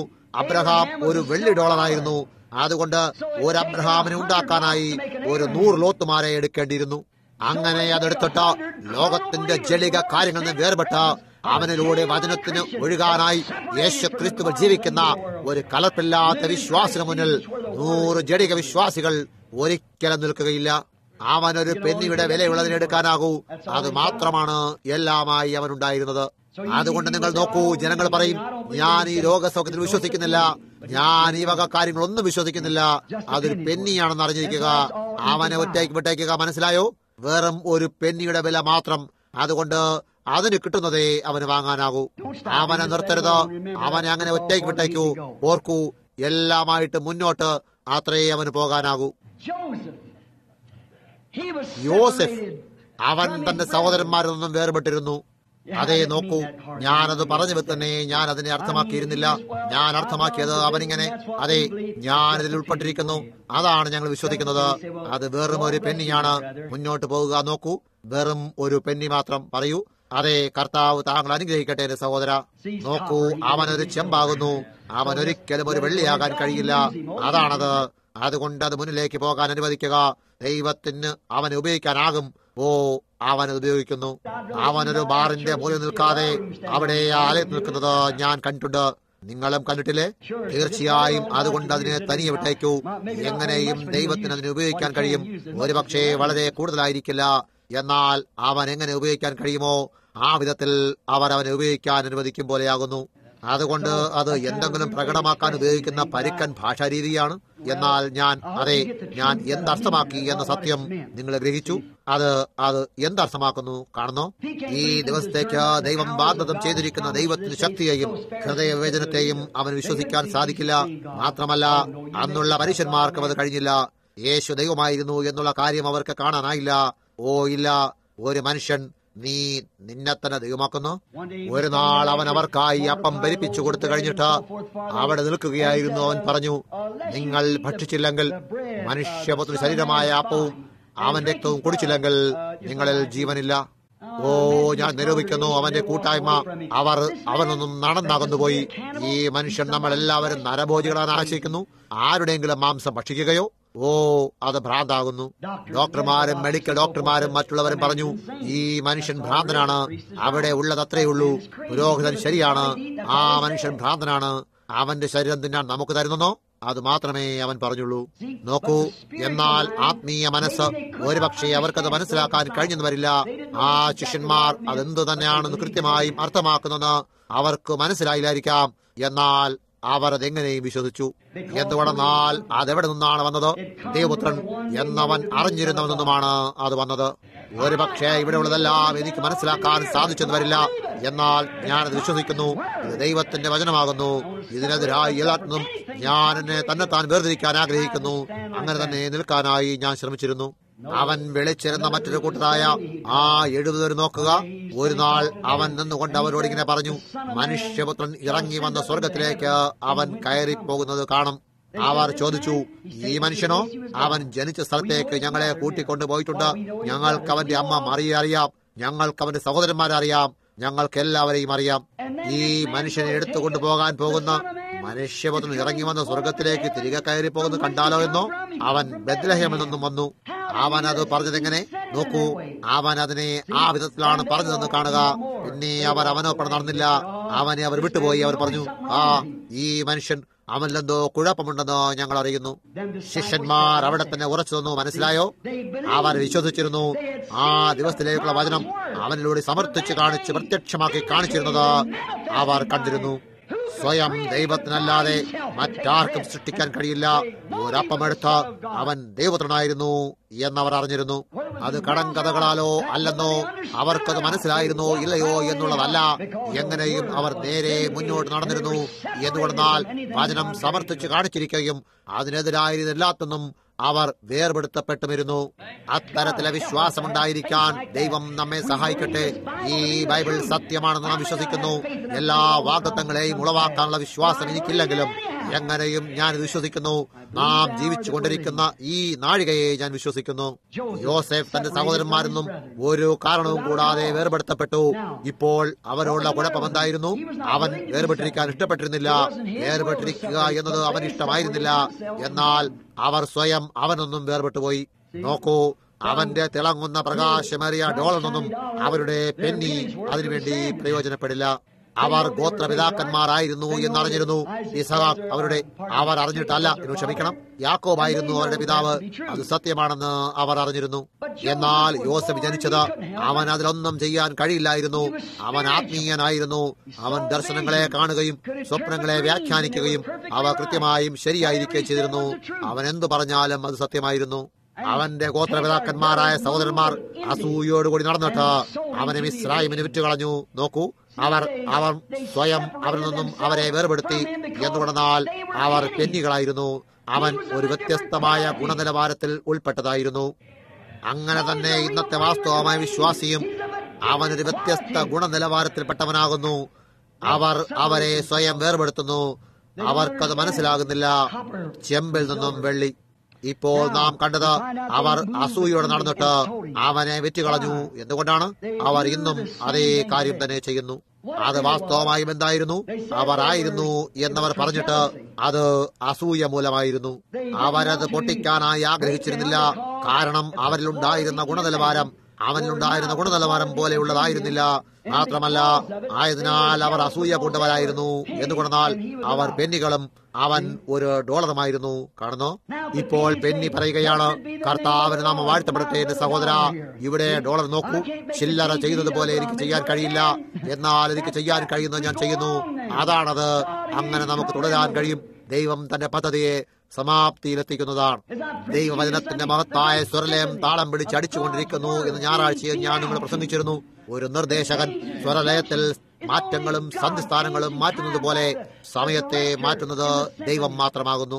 സമയത്തിന്റെയും കാലത്തിന്റെയും മാറ്റങ്ങളെ നാം കാണുമ്പോൾ ഇവിടെയുള്ള ഷീറ്റിലേക്ക് കുനിഞ്ഞു നോക്കിയാൽ നാം ഇവിടെ ആയിരിക്കേണ്ടതുണ്ട് എന്ന് നമുക്ക് കണ്ടുപിടിക്കാൻ സാധിക്കും. അവരത് ചെയ്യേണ്ടതുണ്ട്. അതിൽ നിന്നും ദൂരമാക്കാൻ അവരുടെ കയ്യിൽ ഒരു വഴിയുമില്ല. ആ സ്വരലയത്തിന്റെ രാഗം മനസ്സിലാക്കാൻ കഴിയാതിരിക്കുന്ന ഒരു മനുഷ്യന് അതെന്താകുന്നു? അതൊരു ചിലയ്ക്കുന്ന ശബ്ദമാകുന്നു. അവനത് മനസ്സിലാകുന്നില്ല. അവനത് താല്പര്യം പോലുമില്ല. അവൻ ആഗ്രഹിക്കുന്നതോ അവർ ഒന്ന് നിർത്തിയിരുന്നു എങ്കിൽ എന്ന് ഞാൻ ആശിക്കുന്നു, എങ്കിൽ എനിക്ക് വീട്ടിലേക്ക് പോകാമായിരുന്നു. അവന് താല്പര്യമില്ല. കാരണം അവൻ ആ സ്വരലയം എന്താണെന്നറിയില്ല. അവനത് എന്താണെന്നറിയില്ല. എന്നാൽ ഗാനരചയിതാവിന് ആരംഭം മുതൽ അവസാനം വരെയും അറിയാം. കാണുന്നോ? നിർദ്ദേശകനും ഗാനരചയിതാവിന്റെ അതേ ആത്മാവിലല്ലാതിരുന്നാൽ അവനത് ചെയ്തു കാണിക്കാൻ കഴിയില്ല. എന്തുകൊണ്ടെന്നാൽ അതെല്ലാം അടയാളങ്ങളാലാണ് ചെയ്യുന്നത്.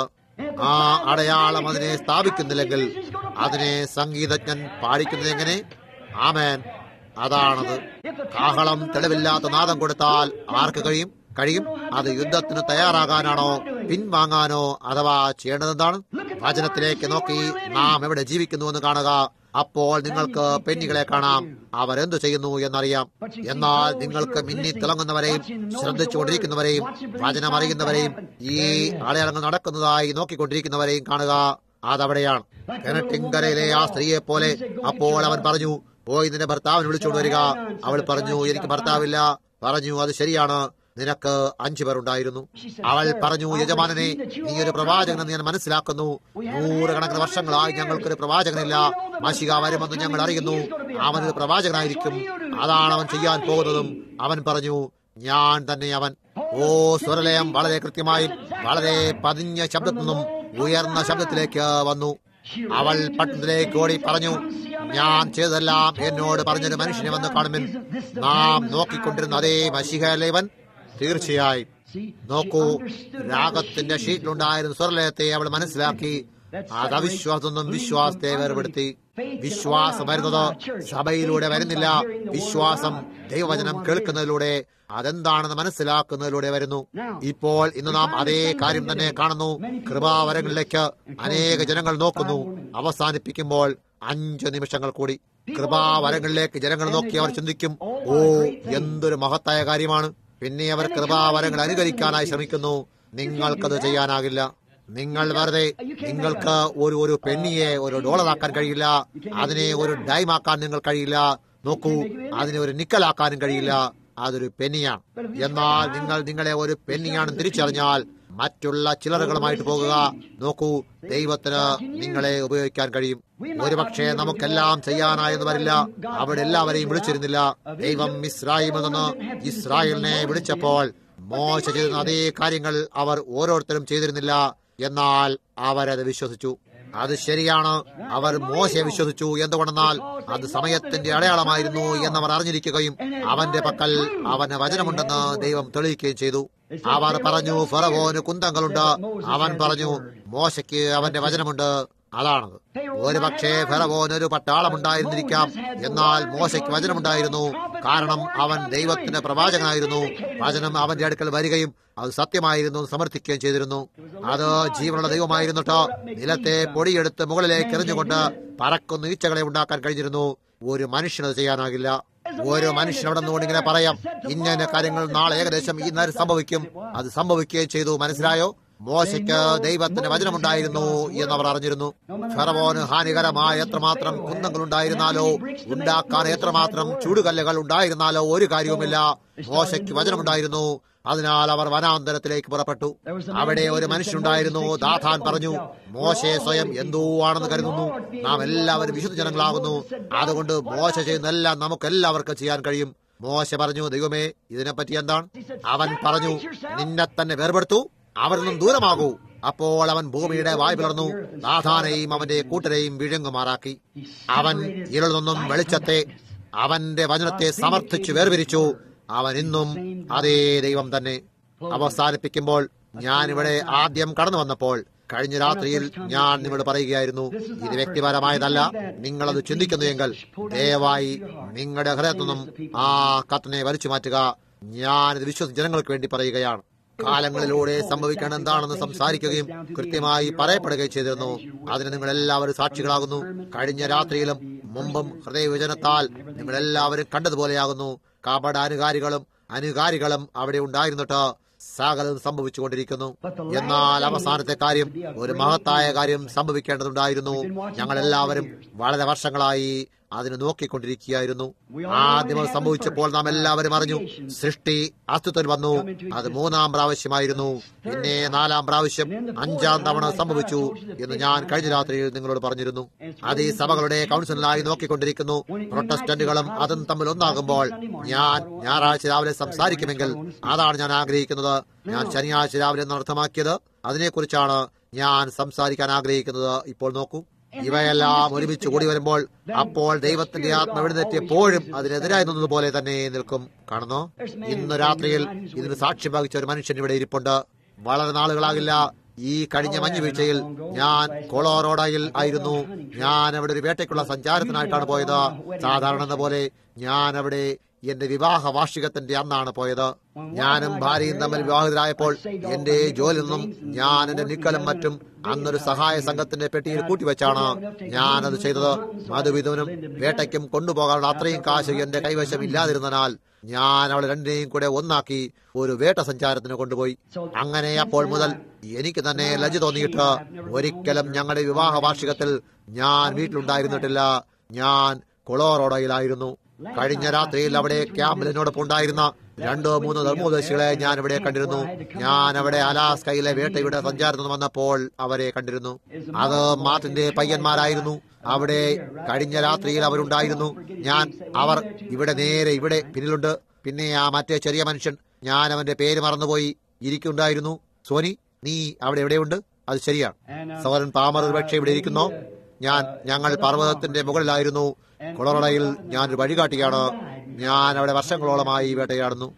ഞങ്ങളുടെ ഓരോ വിവാഹ വാർഷിക സമയത്തും വരാൻ പോകുന്ന ഒക്ടോബർ 23 അഡിറോഡാക് പർവ്വതത്തിന്റെ മുകളിലായി ഞങ്ങളുടെ മധുവിധുവിന് എന്റെ ഭാര്യയെ കൂട്ടിക്കൊണ്ടു പോകാനായി ഒരു ചെറിയ സ്ഥലമുണ്ട്.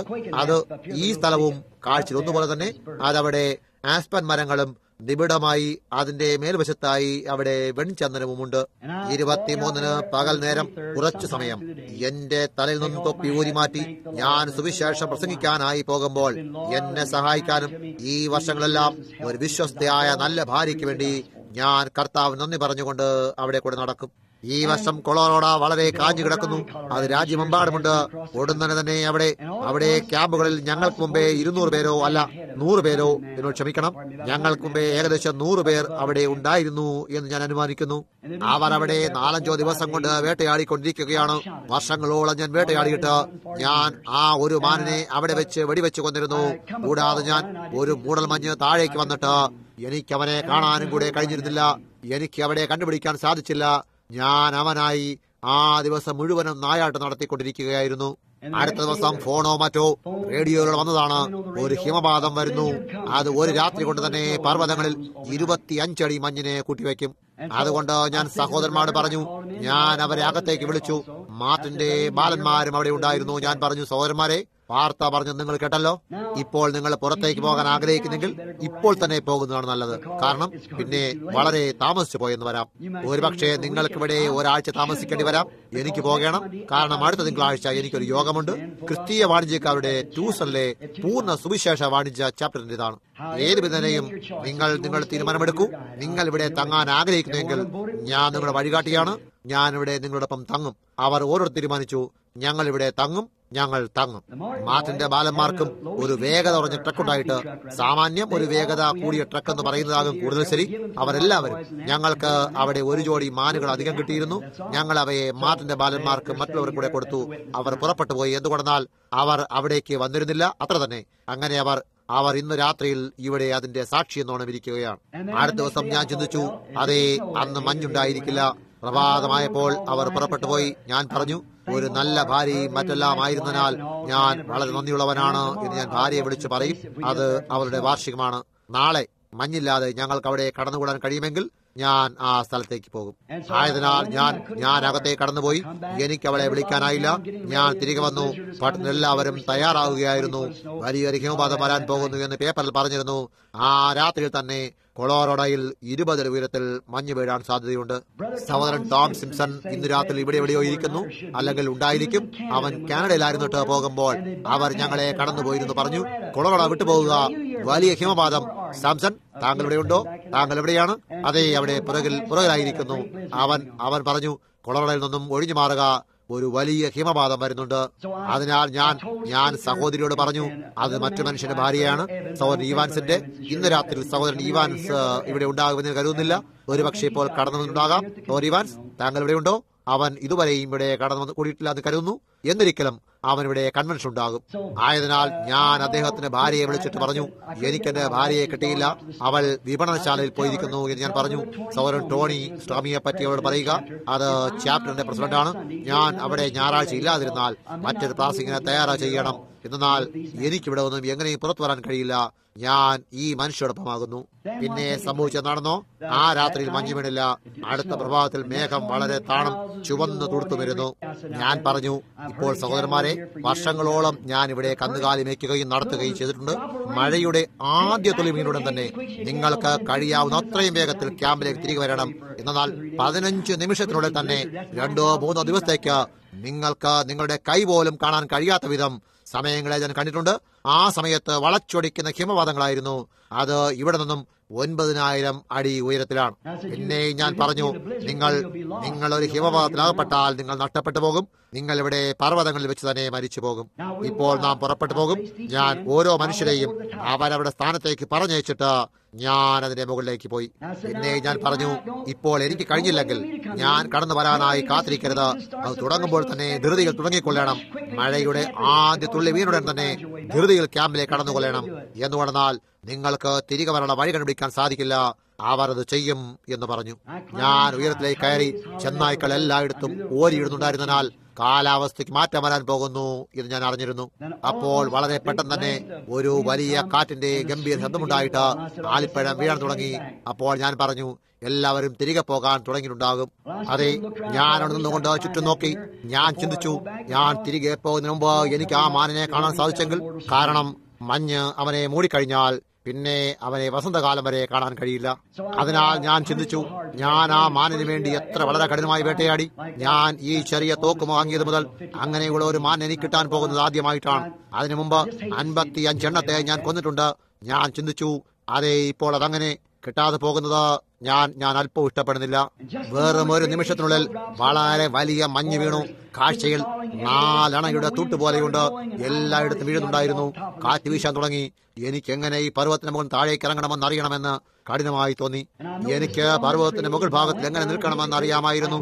ഞാൻ താഴേക്ക് പോയി. ആ അരുവിയുടെ അടുത്തെത്തിയാൽ ഞാൻ അരുവിയിലൂടെ തന്നെ താഴേക്ക് പോയി ഈ പർവ്വത ശിഖരത്തിൽ നിന്നും താഴ്വാരത്ത് എത്തിച്ചേരുകയും അവിടെ നിന്നൊരു നടപ്പാത വഴി തമ്പു കിട്ടിയിരിക്കുന്നിടത്തോളം എനിക്ക് പോകാൻ സാധിക്കും. ആ ഒരേ ഒരു വഴിയിലൂടെയാണ് നിങ്ങൾക്ക് പുറത്തു കിടക്കാനാകുന്നത്. അതുകൊണ്ട് ഞാൻ ചിന്തിച്ചു, ഞാൻ ഒരു വഴിയിലോ അതോ മറ്റേ വഴിയിലൂടെയോ ഒരു ചെറിയ യാത്ര ചെയ്താൽ അത്ര തന്നെ നിങ്ങൾ ഒരിക്കലും കണ്ടുപിടിക്കില്ല. നിങ്ങൾ അവിടെ വെച്ച് തന്നെ മരിച്ചു പോകും. അങ്ങനെ ഞാൻ പർവ്വതം താഴേക്ക് ഇറങ്ങാൻ തുടങ്ങി. ഞാൻ ഏകദേശം ഇറങ്ങിയിട്ട് ഞാൻ ഊഹിക്കുന്നത് 300 യാർഡ് വരും. അതല്ലെങ്കിൽ ഞാൻ 1000 നടത്തുന്ന 400 വരും. ഇപ്പോൾ ഇത് പതിവില്ലാത്തതുപോലെ കേട്ടേക്കാം. എന്നാൽ എന്റെ മുന്നിൽ ഒരു ബൈബിൾ കിടപ്പുണ്ട്. ഒരു സ്വർഗീയ പിതാവ് എന്റെ കണക്കെടുപ്പുകാരനാണ്. അവിടെ നിന്നും താഴേക്ക് ഇറങ്ങാനായി ഞാൻ ഏകദേശം ഒരു ഓട്ടത്തിൽ തന്നെയായിരുന്നു. അവിടെ മുകളിൽ കാറ്റ് അതിശക്തിയായി വീശുന്നുണ്ടായിരുന്നു. എനിക്ക് അതെന്റെ മുന്നിൽ ഏകദേശം 20 അടി മുന്നിൽ തന്നെ കാണാമായിരുന്നു. ഞാൻ അവിടെ ആയിരുന്നിടത്തുനിന്ന് വളരെ മരങ്ങളുണ്ടായിരുന്നു. കാറ്റ് വീശുകയും ചുറ്റിയടിക്കുകയും ചെയ്തിരുന്നു. അപ്പോൾ ഒരു ശബ്ദം പറഞ്ഞു, നിൽക്കൂ, നീ വന്നിടത്തേക്ക് തന്നെ തിരികെ പോവുക. അതെ, ഞാൻ നിന്നു. ഞാൻ ചിന്തിച്ചു, ഒരുപക്ഷെ അത് ആ കാറ്റ് ശബ്ദമായിരിക്കാം. അങ്ങനെയുള്ള ഒന്നിനെയും പറ്റി ഞാൻ ചിന്തിച്ചിരുന്നില്ല. പിന്നെ ഞാൻ ഒരു നിമിഷം കാത്തിരുന്നു. പയ്യന്മാരിലാൽ എനിക്കൊരു സാൻഡ്വിച്ച് ഉണ്ടായി തന്നിരുന്നു. ഞാൻ അതിനെ പുറത്തെടുത്തു. വാസ്തവമായും അതൊരു സാൻഡ്വിച്ച് തന്നെയായിരുന്നു. എനിക്ക് മഴ പെയ്യുകയും വിയർക്കുകയും ചെയ്യുന്നുണ്ടായിരുന്നു. ഒരു വലിയ കഷ്ണം ബ്രെഡും അവിടെയും ഇവിടെയും ഒരൽപ്പ ഇറച്ചിയും. അതെ, എനിക്ക് വിശക്കുന്നത് പോലെ അനുഭവപ്പെട്ടു. അതുകൊണ്ട് എങ്ങനെയും ഞാൻ അതിനെ തിന്നു. അങ്ങനെ ഞാൻ അവിടെ നിൽക്കുകയായിരുന്നു. ഞാൻ പേപ്പറിന്റെ ചെറിയ തുണ്ടിനെ മണ്ണിൽ കുഴിച്ചിട്ടു. അതല്ലെങ്കിൽ ഒരു മൃഗം ആ കാര്യങ്ങളെ കണ്ടാൽ, അതായത് മനുഷ്യവാസങ്ങൾ എന്തായാലും അവരെവിടേക്കെങ്കിലും ഓടിക്കളയും. അങ്ങനെ ഞാൻ അവിടെ അല്പം നേരം നിന്നു. പിന്നെയും ഞാൻ ചിന്തിച്ചു, അതെ, ഞാൻ തുടർന്നും മുന്നോട്ട് പോകേണ്ടതാണ്. ഞാൻ യാത്ര തുടർന്നു. നിങ്ങൾ എന്റെ ശബ്ദം വളരെ സ്പഷ്ടമായി കേൾക്കുന്നത് പോലെ എന്തോ ഒന്നെന്നോട് പറഞ്ഞു, തിരിഞ്ഞ് നീ വന്നിടത്തേക്ക് തന്നെ തിരികെ പോകുക. ആ മരണക്കെണിയിലേക്ക് നടക്കുക എന്ന് എങ്ങനെ എന്നോട് ദൈവത്തിന് പറയാനാകും? ഞാൻ അവിടെ ഒരു നിമിഷം നിന്നു. പിന്നെ ചിന്തിച്ചു, ആ അണ്ണാനുകളെ പറ്റി പറഞ്ഞ അതേ അവൻ തന്നെ. അവൻ എന്റെ ഭാര്യയെ കുറിച്ച് കഴിഞ്ഞ രാത്രിയിൽ ഞാൻ നിങ്ങളോട് പറഞ്ഞ അതേ അവൻ തന്നെ. വെറും ഒരു ശബ്ദം, വെറും ഒരു മനുഷ്യബ്ദം. ഒരിക്കലും മദ്യപിക്കുകയോ പുകവലിക്കുകയോ ചെയ്യരുത് എന്ന് എന്റെ ചെറുപ്പത്തിൽ എന്നോട് പറഞ്ഞ അതേ അവൻ തന്നെ എന്നോട് പറഞ്ഞു. ഈ വക കാര്യങ്ങൾ അവസാന ദിവസങ്ങളിൽ സംഭവിക്കും. ദൈവം ഈ ബൈബിളിനെ ഞാൻ ഹൃദയത്തിൽ പിടിച്ചുകൊണ്ട് പറയുകയാണ്, ഞാൻ എന്റെ പ്രാണനെ നരകത്തിലേക്ക് അയക്കുമെന്നറിഞ്ഞിട്ട് ഞാൻ എന്തിനും നിങ്ങളോട് തെറ്റായ ഒരു കാര്യം പറയണം? മനസ്സിലായോ? ഇത് സത്യമാകുന്നു. ഇത് അസാധാരണമാണ്, എന്നാൽ ഇത് സത്യമാകുന്നു. അതെ, ഞാൻ ചിന്തിച്ചു, എനിക്ക് ആ ശബ്ദം അനുസരിക്കണമെന്ന് നന്നായി അറിയാം. എന്തിനു ഞാൻ അവിടെ മുകളിലേക്ക് പോകാനായി അവന്റെ പക്കൽ എന്തെങ്കിലും കാരണം കാണും. ഒരുപക്ഷെ ഇതെന്റെ പോകേണ്ട സമയമായിരിക്കാം. അതുകൊണ്ട് ഞാൻ തിരിഞ്ഞിട്ട് വനാന്തരത്തിലൂടെ എന്റെ ആ സ്റ്റാഡിൽ വീണ്ടും കണ്ടുപിടിക്കും വരെ വഴിയുണ്ടാക്കി മുകളിലേക്ക്, ഒരുപക്ഷെ 300-400 യാർഡുകൾക്ക് മുകളിലേക്ക്, അവിടെ വീണ്ടും ആ പർവ്വതത്തിന് ഏറ്റവും മേൽഭാഗത്തേക്ക് പഴയതുപോലെ അങ്ങനെ പൊയ്ക്കൊണ്ടിരുന്നു. അവിടെ അപ്പോൾ വളരെ ഘനത്തിലായിരുന്നിട്ട് എനിക്കൊന്നും കാണാൻ കഴിഞ്ഞിരുന്നില്ല. കാറ്റ് ചുറ്റിയടിച്ചിട്ട് മരങ്ങൾ ഒന്നിന്റെ പുറത്ത് മറ്റൊന്ന് ചേർന്ന് വീഴുന്നുണ്ടായിരുന്നു. ഞാൻ എന്റെ തോക്കെടുത്ത്, ഞാനൊരു ചുവന്ന ഷർട്ടും ഒരു ചുവന്ന തൊപ്പിയുമാണ് ധരിച്ചിരുന്നത്. ഞാൻ തോക്കെടുത്തിട്ട് അതിന്റെ ലാക്ക് ചെയ്യുന്ന സ്ഥലത്തേക്കുള്ള പുക വൃത്തിയാക്കി. കാരണം കരടിയും മറ്റു മൃഗങ്ങളും അങ്ങനെയുള്ള സമയങ്ങളിൽ ഒരിടത്തും മറ്റൊരിടത്തേക്ക് പോകാറുണ്ട്. അങ്ങനെ തന്നെ സിംഹങ്ങളും. ഞാൻ അവയിൽ ഒന്നിനെ നിറയൊഴിച്ചാൽ ലാക്ക് നോക്കുന്ന സ്ഥലം പുക കൊണ്ട് നിറയും. ഞാൻ അതിനെ ഇങ്ങനെ പിടിച്ചു. എനിക്കെതിരായിട്ടല്ല, അതിൽ പുകയുണ്ടാകുന്നിടത്ത് മഞ്ഞിന്റെ തണുപ്പിലാൽ അതിൽ നിന്നും മഞ്ഞിനെ അകറ്റാനായിട്ടായിരുന്നു. പിന്നെ ഞാൻ ഒരു മരത്തിന്റെ ചുവട്ടിലിരുന്നു. ഞാൻ അവിടെ ഇരിക്കുകയായിരുന്നു. ഞാൻ ചിന്തിച്ചു, എന്തിനു വേണ്ടിയാണ് ഇവിടെ മുകളിലേക്ക് വരാൻ അവൻ ആഗ്രഹിച്ചത്? ഇപ്പോൾ എന്റെ താഴേക്കുള്ള വഴി കണ്ടുപിടിക്കാൻ കഴിയുമോ എന്നെനിക്ക് വളരെ സംശയമാണ്. അത്രയേറെ ഭയാനകമായിരുന്നു. എനിക്ക് 10-15 അടി മാത്രമേ കാണാൻ സാധിക്കുമായിരുന്നുള്ളൂ. വളരെ പ്രയാസത്തോടെ അത്രയും ദൂരം ചില നേരങ്ങളിൽ 5 മേലും കഴിയുന്നില്ല. എല്ലായ്പ്പോഴും വളരെ കഠിനമായി കൊണ്ടുവരുന്നു. അതെ, ഞാൻ ചിന്തിച്ചു, അതെ അവൻ പറഞ്ഞു, തിരികെ വരിക. എനിക്കെല്ലാമായി അറിയാവുന്നത് ഇവിടെ ഇരിക്കുക എന്നതാണ്. അപ്പോഴേക്കും മഞ്ഞ് നിലത്ത് നിന്നും 1 ഇഞ്ചോ ചിലപ്പോൾ 1.5 അതോ 2 ഇഞ്ചോ ആയി കഴിഞ്ഞിരുന്നു. ഏകദേശം 20 അതോ 30 മിനിറ്റുകൾ ആയി കഴിഞ്ഞിരുന്നു. അത് അതിന്റെ പരമാവധി ശക്തിയാൽ വീശിക്കൊണ്ടിരുന്നു. അത് വളരെ ദൂരെ കൂടെ വീശുന്നുണ്ടായിരുന്നു. ഞാൻ അവിടെ തന്നെ ഒരു നിമിഷം ഇരുന്നു. ഞാൻ ഒരു ശബ്ദം കേട്ടു. അവൻ പറഞ്ഞു, ഞാൻ സ്വർഗത്തിലെ ദൈവമാകുന്നു, ആകാശവും ഭൂമിയും സൃഷ്ടിച്ചവൻ. ഞാൻ എന്റെ തൊപ്പി എടുത്തു മാറ്റി അനങ്ങാതെ അവിടെ തന്നെ ഇരുന്നു. അപ്പോൾ ഞാൻ വീണ്ടും കേട്ടു. ഞാൻ ചിന്തിച്ചു, അത് കാറ്റല്ല, അത് ആഞ്ഞു വീശുകയും ശബ്ദമുണ്ടാക്കുകയും ചെയ്യുന്നു. അപ്പോൾ ഞാനത് വീണ്ടും കേട്ടു. പറയപ്പെട്ടു, കടൽമേൽ ശക്തി ആർജിച്ചിരുന്ന കാറ്റിനെ അമർച്ച ചെയ്തത് ഞാനായിരുന്നു. ഞാനാണ് സൃഷ്ടികർത്താവ്. നിന്റെ മുന്നിൽ ഞാൻ അണ്ണാനുകൾ സൃഷ്ടിച്ചു. ഞാൻ ഈ കാര്യങ്ങളെ ചെയ്തു. ഞാൻ പറഞ്ഞു, അതേ കർത്താവേ, ഞാൻ നിന്നെ വിശ്വസിക്കുന്നു. പറഞ്ഞു, നിന്റെ കാലിന്മേൽ എഴുന്നേറ്റ് നിൽക്കുക.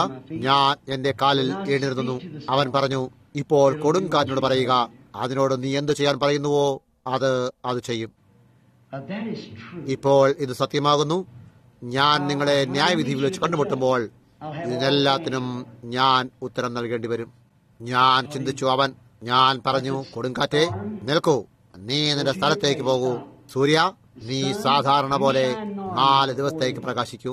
ഞാനത് പറഞ്ഞു തീരും മുമ്പ് തന്നെ എന്റെ മേൽ ശക്തിയായി വീഴാൻ പോവുകയായിരുന്ന ആലിപ്പഴത്തോടുള്ള ഹിമപാതം നിലച്ചു. 1-2 മിനിറ്റുകൾക്കുള്ളിൽ സൂര്യൻ പ്രകാശം പരത്തിക്കൊണ്ട് എന്റെ മേൽ പതിച്ചു.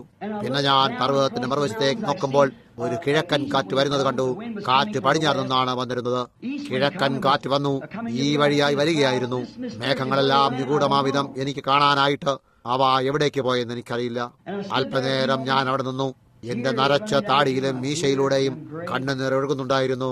ഞാൻ ചിന്തിച്ചു, ദൈവമേ, എങ്ങനെ? എനിക്ക് എന്ത് ചെയ്യണമെന്നറിയില്ല.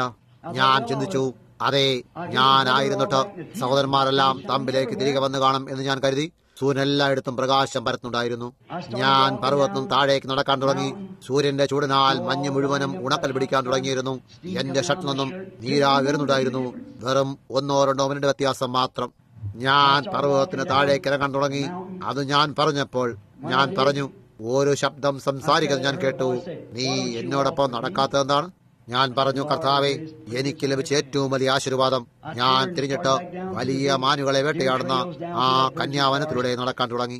പിന്നെ ഞാൻ ചിന്തിച്ചു, അതെ, ആ വഴിയിലൂടെ നടന്നു എന്ന് ഞാൻ എപ്പോഴും എന്റെ ഭാര്യ മേടയോട് ഉപചാരവാക്ക് പറയാനുള്ള സ്ഥലത്തേക്ക് പോകാം. ഞാൻ അതുവഴി പോവുകയായിരുന്നു. ഏകദേശം 1/2 മണിക്കൂറോ 3/4 മണിക്കൂറോ അല്പം അധികമോ ആകും. മഞ്ഞ് മുഴുവനും ഉരുകിക്കഴിഞ്ഞിരുന്നു.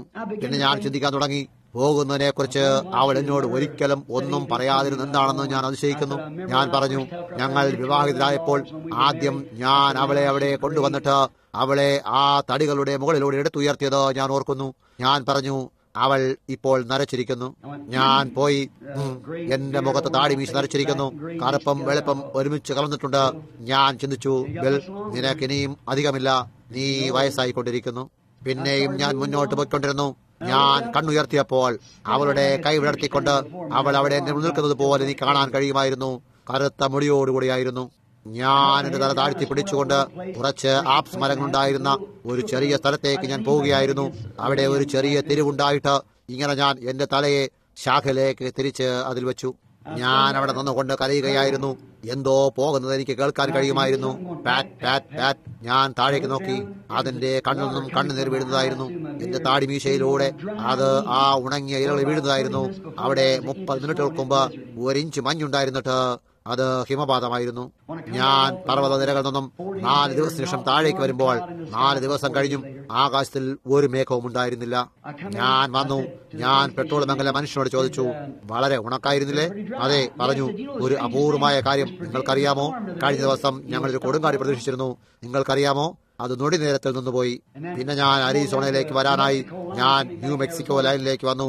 ഞാൻ എന്റെ മകൻ ബില്ലിയോട് പറഞ്ഞു, നമുക്ക് ഇതുവഴിയായി അകത്ത് കിടക്കാം, അത് ഈ വഴി വന്നിരുന്നോ എന്ന് നോക്കാം. ഞാൻ അവിടെ നിർത്തി. അത് ഞായറാഴ്ച രാവിലെ ആയിരുന്നു.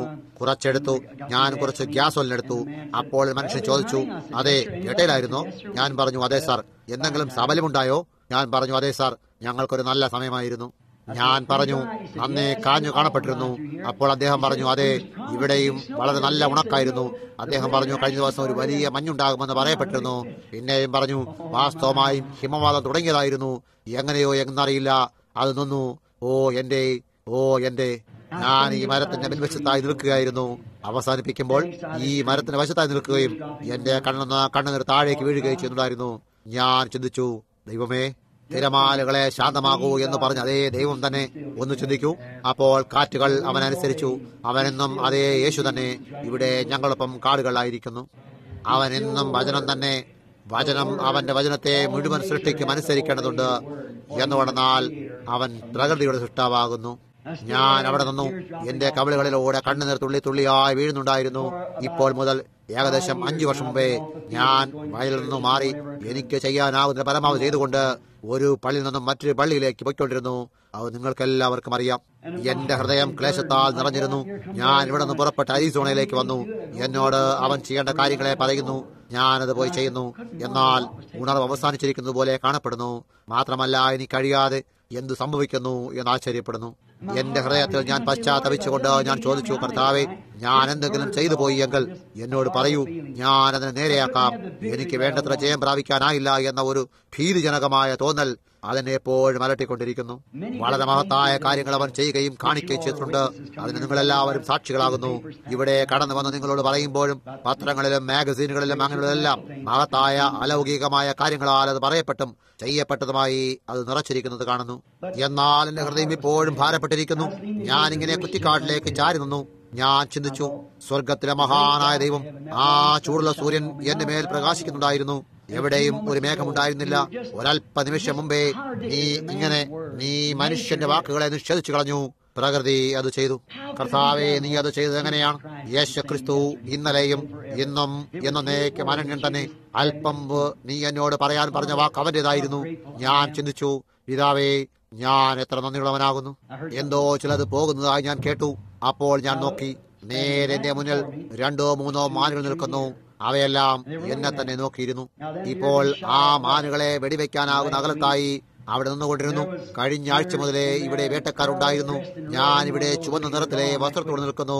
അവ വളരെ വേഗം തന്നെ പോയിക്കളയും എന്ന് ആർക്കും അറിയാവുന്നതാണ്. എന്നാൽ അവ എന്നെ തന്നെ നോക്കുന്നുണ്ടായിരുന്നു. മാത്രമല്ല, മാനിനെ ഭക്ഷിക്കുക, അതിനേക്കാൾ നന്നായി മറ്റൊന്നില്ല. അതൊരു വലിയ പെൺമാനായിരുന്നു. 2 വലിയ വളർച്ച പ്രാപിച്ച കുട്ടികളുണ്ടായിരുന്നു. ഞാൻ ചിന്തിച്ചു, അത് കൊള്ളാം, ഞങ്ങൾക്ക് 3 മാനുകളെ ആവശ്യമുണ്ട്. എന്തോ എന്ന് പറഞ്ഞു. നിനക്കറിയാമോ, കർത്താവ് അവയെ നിന്റെ കൈ തന്നിരിക്കുന്നു.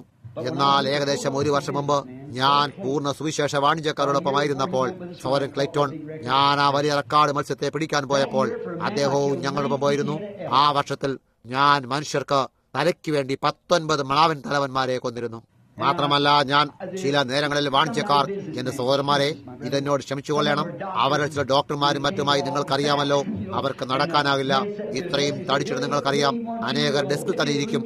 അവർ പറയും, ബില്ലി, എനിക്ക് 2 വയസ്സുള്ള ഒന്നിനെ കൊണ്ടുതരണം, എനിക്കൊരു നീല പശുവിനെ കൊണ്ടുതരണം, എനിക്ക് ഒരു ആണാട് വേണം, എനിക്കൊരു ഷെൽഫ് നിറച്ചു കൊണ്ടുതരണം. അതേ വെടിവെച്ചിട്ട് ആ മ്ലാവുകളെ മറ്റുമെടുക്കുമ്പോൾ എനിക്കൊരു ജൂബിലി തന്നെ അവിടെ ഉണ്ടായിരുന്നുണ്ട്. എന്നാൽ അത് ചെയ്യരുതെന്ന് കർത്താവിനോട് പറഞ്ഞു. അവിടെ ആ കുളറുടയിൽ വെച്ച് ഞാൻ അവന് വാക്ക് കൊടുത്തു.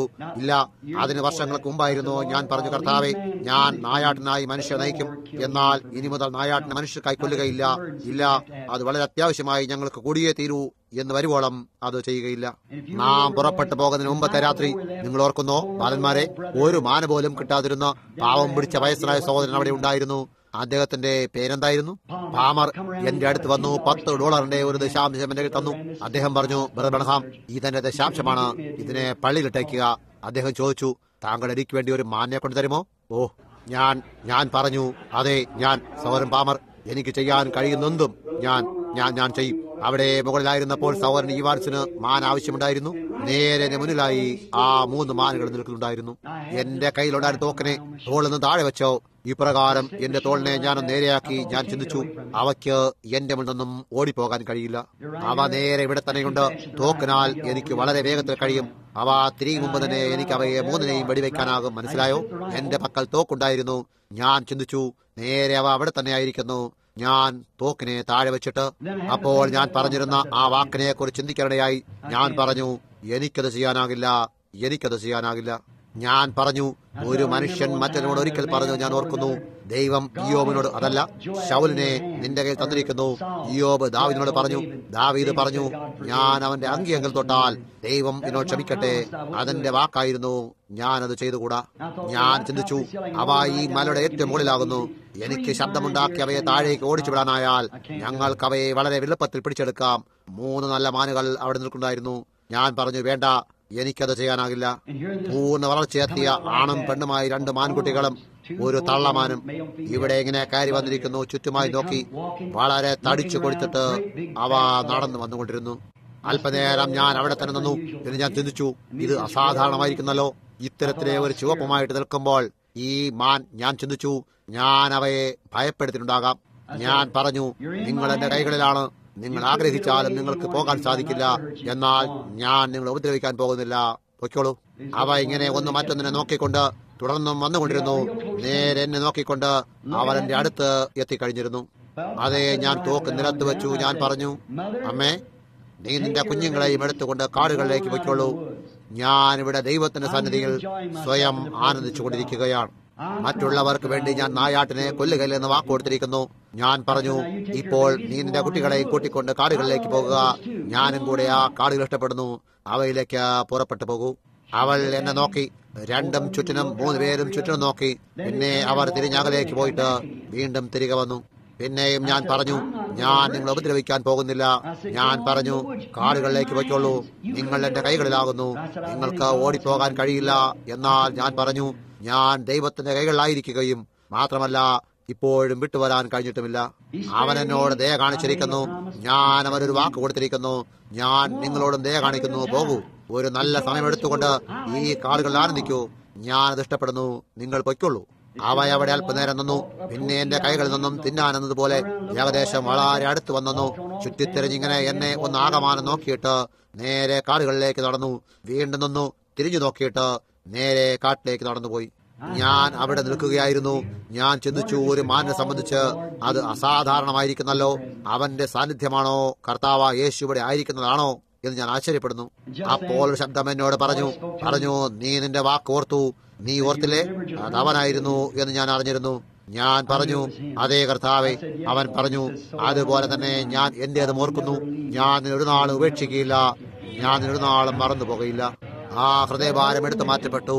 ക്രിസ്ത്യാനികളായ സ്നേഹിതരെ, അന്നു മുതൽ അത് തിരികെ വന്നു. ഞാൻ അത് കഴിഞ്ഞ ഒക്ടോബറിലായിരുന്നു. ഞാൻ ഒരു വ്യത്യസ്ത വ്യക്തിയായി കഴിഞ്ഞിരിക്കുന്നു. നിങ്ങളുടെ വാഗ്ദാനങ്ങളെ ദൈവമായി കാത്തുകൊള്ളുക. നിങ്ങൾ ദൈവത്തോട് എന്തു പറഞ്ഞാലും നിങ്ങളത് വിശ്വസിക്കുക. അവന്റെ വചനത്തിനെതിരായിട്ടുള്ള സകലത്തിനും നിങ്ങളെ വേർപെടുത്തുക. ദൈവം കേൾക്കും, പ്രാർത്ഥനയ്ക്ക് ഉത്തരമരുളും. ഒരു നിമിഷം നമുക്ക് നമ്മുടെ തലകളെ വണക്കാം. കർത്താവിന് വചനം കേൾക്കുന്നതിനായി ഇന്നു രാത്രിയിൽ സകല അവിശ്വാസത്തിൽ നിന്നും നിങ്ങളെ തന്നെ വേർപിരിയാൻ തയ്യാറാണോ? നിങ്ങളത് ചെയ്യുമെങ്കിൽ അവൻ ഇന്നലെയും ഇന്നും എന്നേക്കും അനന്യ തന്നെയെന്ന് വിശ്വസിക്കൂ. അവൻ ചെയ്യുമെന്ന് പറഞ്ഞിരുന്ന ഈ കാര്യങ്ങളെ അവനത് ചെയ്യുന്നതായി നാം കാണുന്നു. നിങ്ങളുടെ കൈവർത്തിക്കൊണ്ട് പറയുമോ, ദൈവമേ, ഞാൻ ഇന്ന് രാത്രിയിൽ നിനക്കൊരു വാക്ക് തരുന്നു. നീ വാഗ്ദം ചെയ്തിരുന്ന സകലത്തെയും ഞാൻ വിശ്വസിക്കുന്നു. ഞാൻ ഓരോ വചനത്തെയും വിശ്വസിക്കുന്നു. അതിനിമേൽ ഞാൻ സംശയിക്കില്ല. ഞങ്ങളുടെ സ്വർഗീയ പിതാവേ, ഈ കഥ സത്യമെന്നങ്ങ് അറിയുന്നു. അത് 4-ാമത്തെ പ്രാവശ്യമായിരുന്നു. അത് കഴിഞ്ഞ് 5-ാമത്തെ പ്രാവശ്യം എന്റെ സ്വന്തം വിലയേറിയ ഭാര്യയായിരുന്നു. നീ കഴിഞ്ഞ ആഴ്ചയിൽ ഡോക്ടർ ആ വിലയേറിയ പ്രസ്താവന എഴുതുമ്പോൾ അദ്ദേഹത്തിന്റെ കൈ അവളെ തൊടുന്നതിന് മുമ്പ് തന്നെ അവനെ പ്രകാരം പറഞ്ഞിരുന്നുവോ? അങ്ങനെ ഇപ്പോൾ പിതാവേ, നീ ഈ ജനങ്ങളെ സഹായിക്കണമെന്ന് ഞാൻ പ്രാർത്ഥിക്കുന്നു.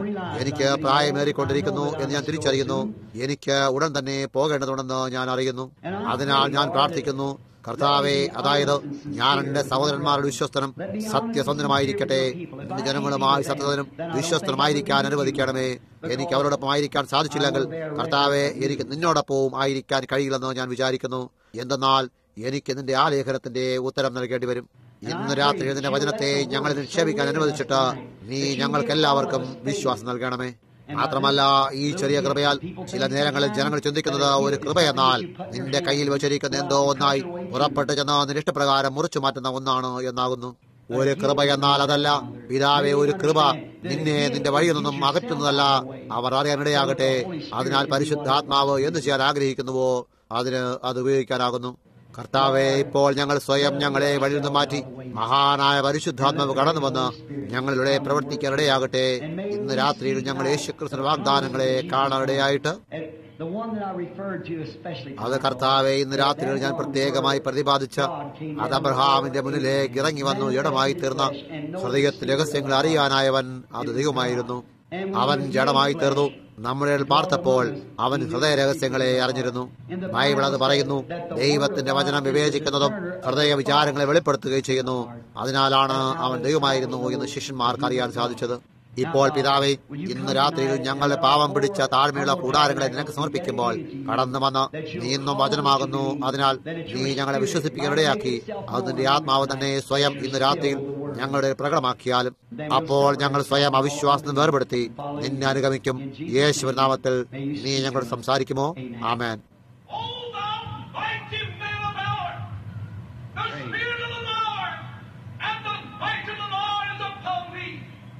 Even so shall the people hear thy word. It shall bring life and power and health unto them. And the angel of the Lord has spoken unto thee. Even now does the Spirit of the Lord speak by this voice unto thee. Be thou encouraged. Thy vision shall be renewed. Thou shalt be strengthened in thy last days. Thou shalt run and not be weary. Thy youth shall be as the eagle that renews its sight. The cry of the people is unto thee. Thy burden bringeth life as the dry and the barren earth waiting for the rain. The people long it. Those that are bound. The cries of those in chains. Wait for thee. This voice came not because of the only, but because of those that hear thee. സ്വർഗത്തിലെ മഹാനായ ദൈവമേ, ഞങ്ങളോട് കൃപയുണ്ടായാലും കർത്താവേ, നിന്റെ കൽപ്പനകൾ അനുസരിക്കാൻ ഞങ്ങളെ സഹായിക്കണമേ. നിന്റെ മഹത്വത്തിനായി ഞങ്ങൾ ഉപയോഗിക്കണമേ. ഈ പ്രോത്സാഹിപ്പിക്കുന്ന വാക്കുകൾക്കായി ഞങ്ങൾ അങ്ങേക്ക് നന്ദി പറയുന്നു. പരിശുദ്ധാത്മാവ് ഞങ്ങളിലൂടെ നീങ്ങിക്കൊണ്ട് ഈ വാക്കുകളെ തീർച്ചപ്പെടുത്താൻ അനുവദിക്കണമേ. യേശു ക്രിസ്തു നാമത്തിൽ ആമേൻ. Have faith in God. Don't doubt. ദൈവത്തിൽ വിശ്വാസമുണ്ടായിരിക്കുക, Be of good സംശയിക്കരുത്, നല്ല ധൈര്യത്തോടിരിക്കുക. time of his അവന്റെ വരവിന്റെ സമയം വളരെ അടുത്തുകൊണ്ടിരിക്കുന്നു. ഇപ്പോൾ ഇന്ന് രാത്രി നമുക്ക് പ്രാർത്ഥനാ കാർഡുകളെ കൂട്ടങ്ങളുണ്ട്. പ്രാർത്ഥനാ കാർഡുകൾ എത്ര പേരുടെയുണ്ട്? നിങ്ങളുടെ കൈ ഉയർത്തിയാലും കർത്താവ് അത് നൽകുമെങ്കിൽ ഹൃദയവചനത്താൽ ഇത്രയും അധികം പേരുടെ കടക്കുക എന്നത് എനിക്ക് വളരെ കഠിനമായ കാര്യമാകുന്നു.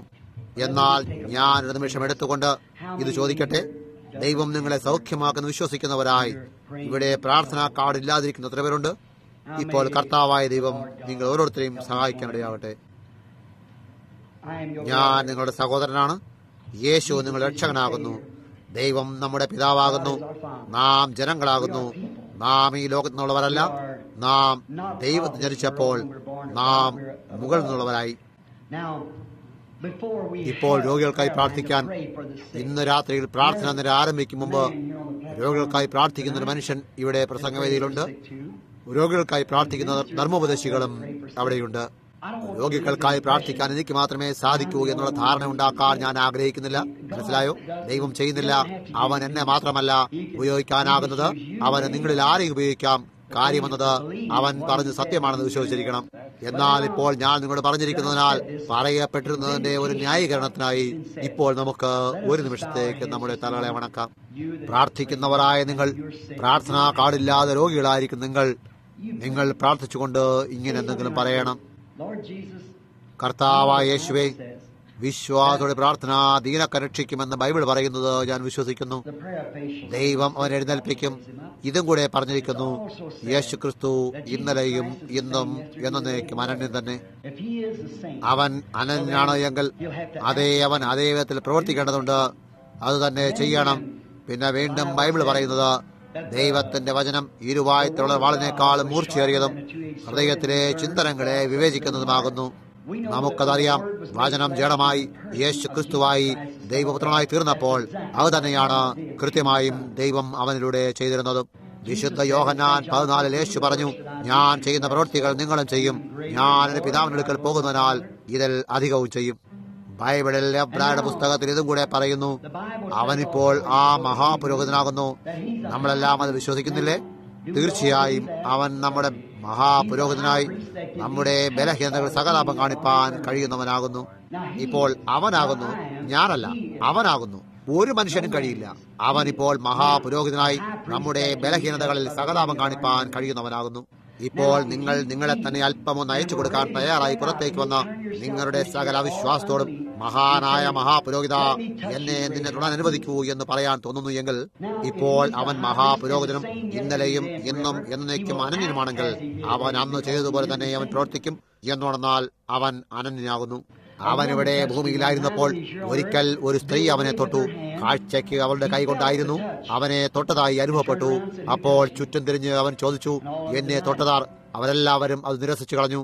എന്നാൽ അവൻ ഹൃദയവിചാരങ്ങൾ ഉപയോഗിച്ചിട്ട് അവൻ ആ സ്ത്രീയെ കണ്ടു. അവളുടെ കുഴപ്പമെന്തായിരുന്നു എന്ന് അവളോട് പറഞ്ഞു. അവളുടെ വിശ്വാസം അവളെ സൗഖ്യമാക്കി. ഇപ്പോൾ അവൻ ഇന്നലെയും ഇന്നും എന്നേക്കും അനന്യനാകുന്നു. ഒരുപക്ഷെ ആ സ്ത്രീക്ക് പ്രാർത്ഥനാക്കാൽ ഉണ്ടായിരുന്നു എന്ന് വരില്ല. എന്നാൽ അവൾക്ക് വിശ്വാസമുണ്ടായിരുന്നു. എല്ലാമായിട്ട് അത് മാത്രമാണ് ആവശ്യമായിരിക്കുന്നത്. വിശ്വാസമുണ്ടായിരിക്കുക. ആ മഹാൻ വൈദ്യനെ തൊടുക. ഒരു ദിവ്യ കൃപയാൽ എനിക്ക് എന്നെ തന്നെ വഴിയും ദൂരമാക്കാൻ സാധിച്ചിട്ട് പരിശുദ്ധാത്മാവ് ചെയ്യാൻ പോകുന്നതെന്തും അവൻ പറയുകയും അവൻ ആഗ്രഹിക്കുന്നതും ചെയ്യുകയും ചെയ്യട്ടെ. അതൊരു കൃപയാകുന്നു, നിരൂപണമല്ല. അതൊരു നിരൂപണമായിരുന്നു എങ്കിൽ അത് പ്രവർത്തിക്കില്ലായിരുന്നു. അത് വാസ്തവമായതാണെങ്കിൽ അത് പ്രവർത്തിക്കും.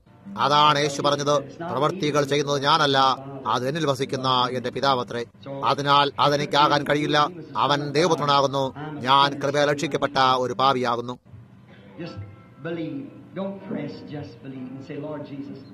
വിശ്വസിക്കുക, ഞെരുക്കരുത്. വിശ്വസിച്ചിട്ട് പറയൂ, കർത്താവായ യേശുവേ, എന്നെ നിന്റെ വസ്തു തൊടാൻ അനുവദിച്ചാലും. വളരെ ലളിതമായി പ്രാർത്ഥിക്കൂ.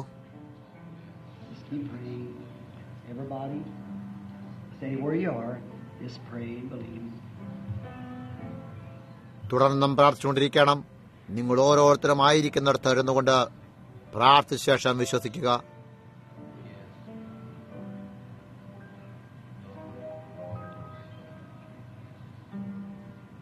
വിശ്വസിക്കുക. ധൃതി കൂട്ടരുത്. ഞെരുക്കാനും ശ്രമിക്കരുത്. വിശ്വസിക്കുക മാത്രം ചെയ്യുക.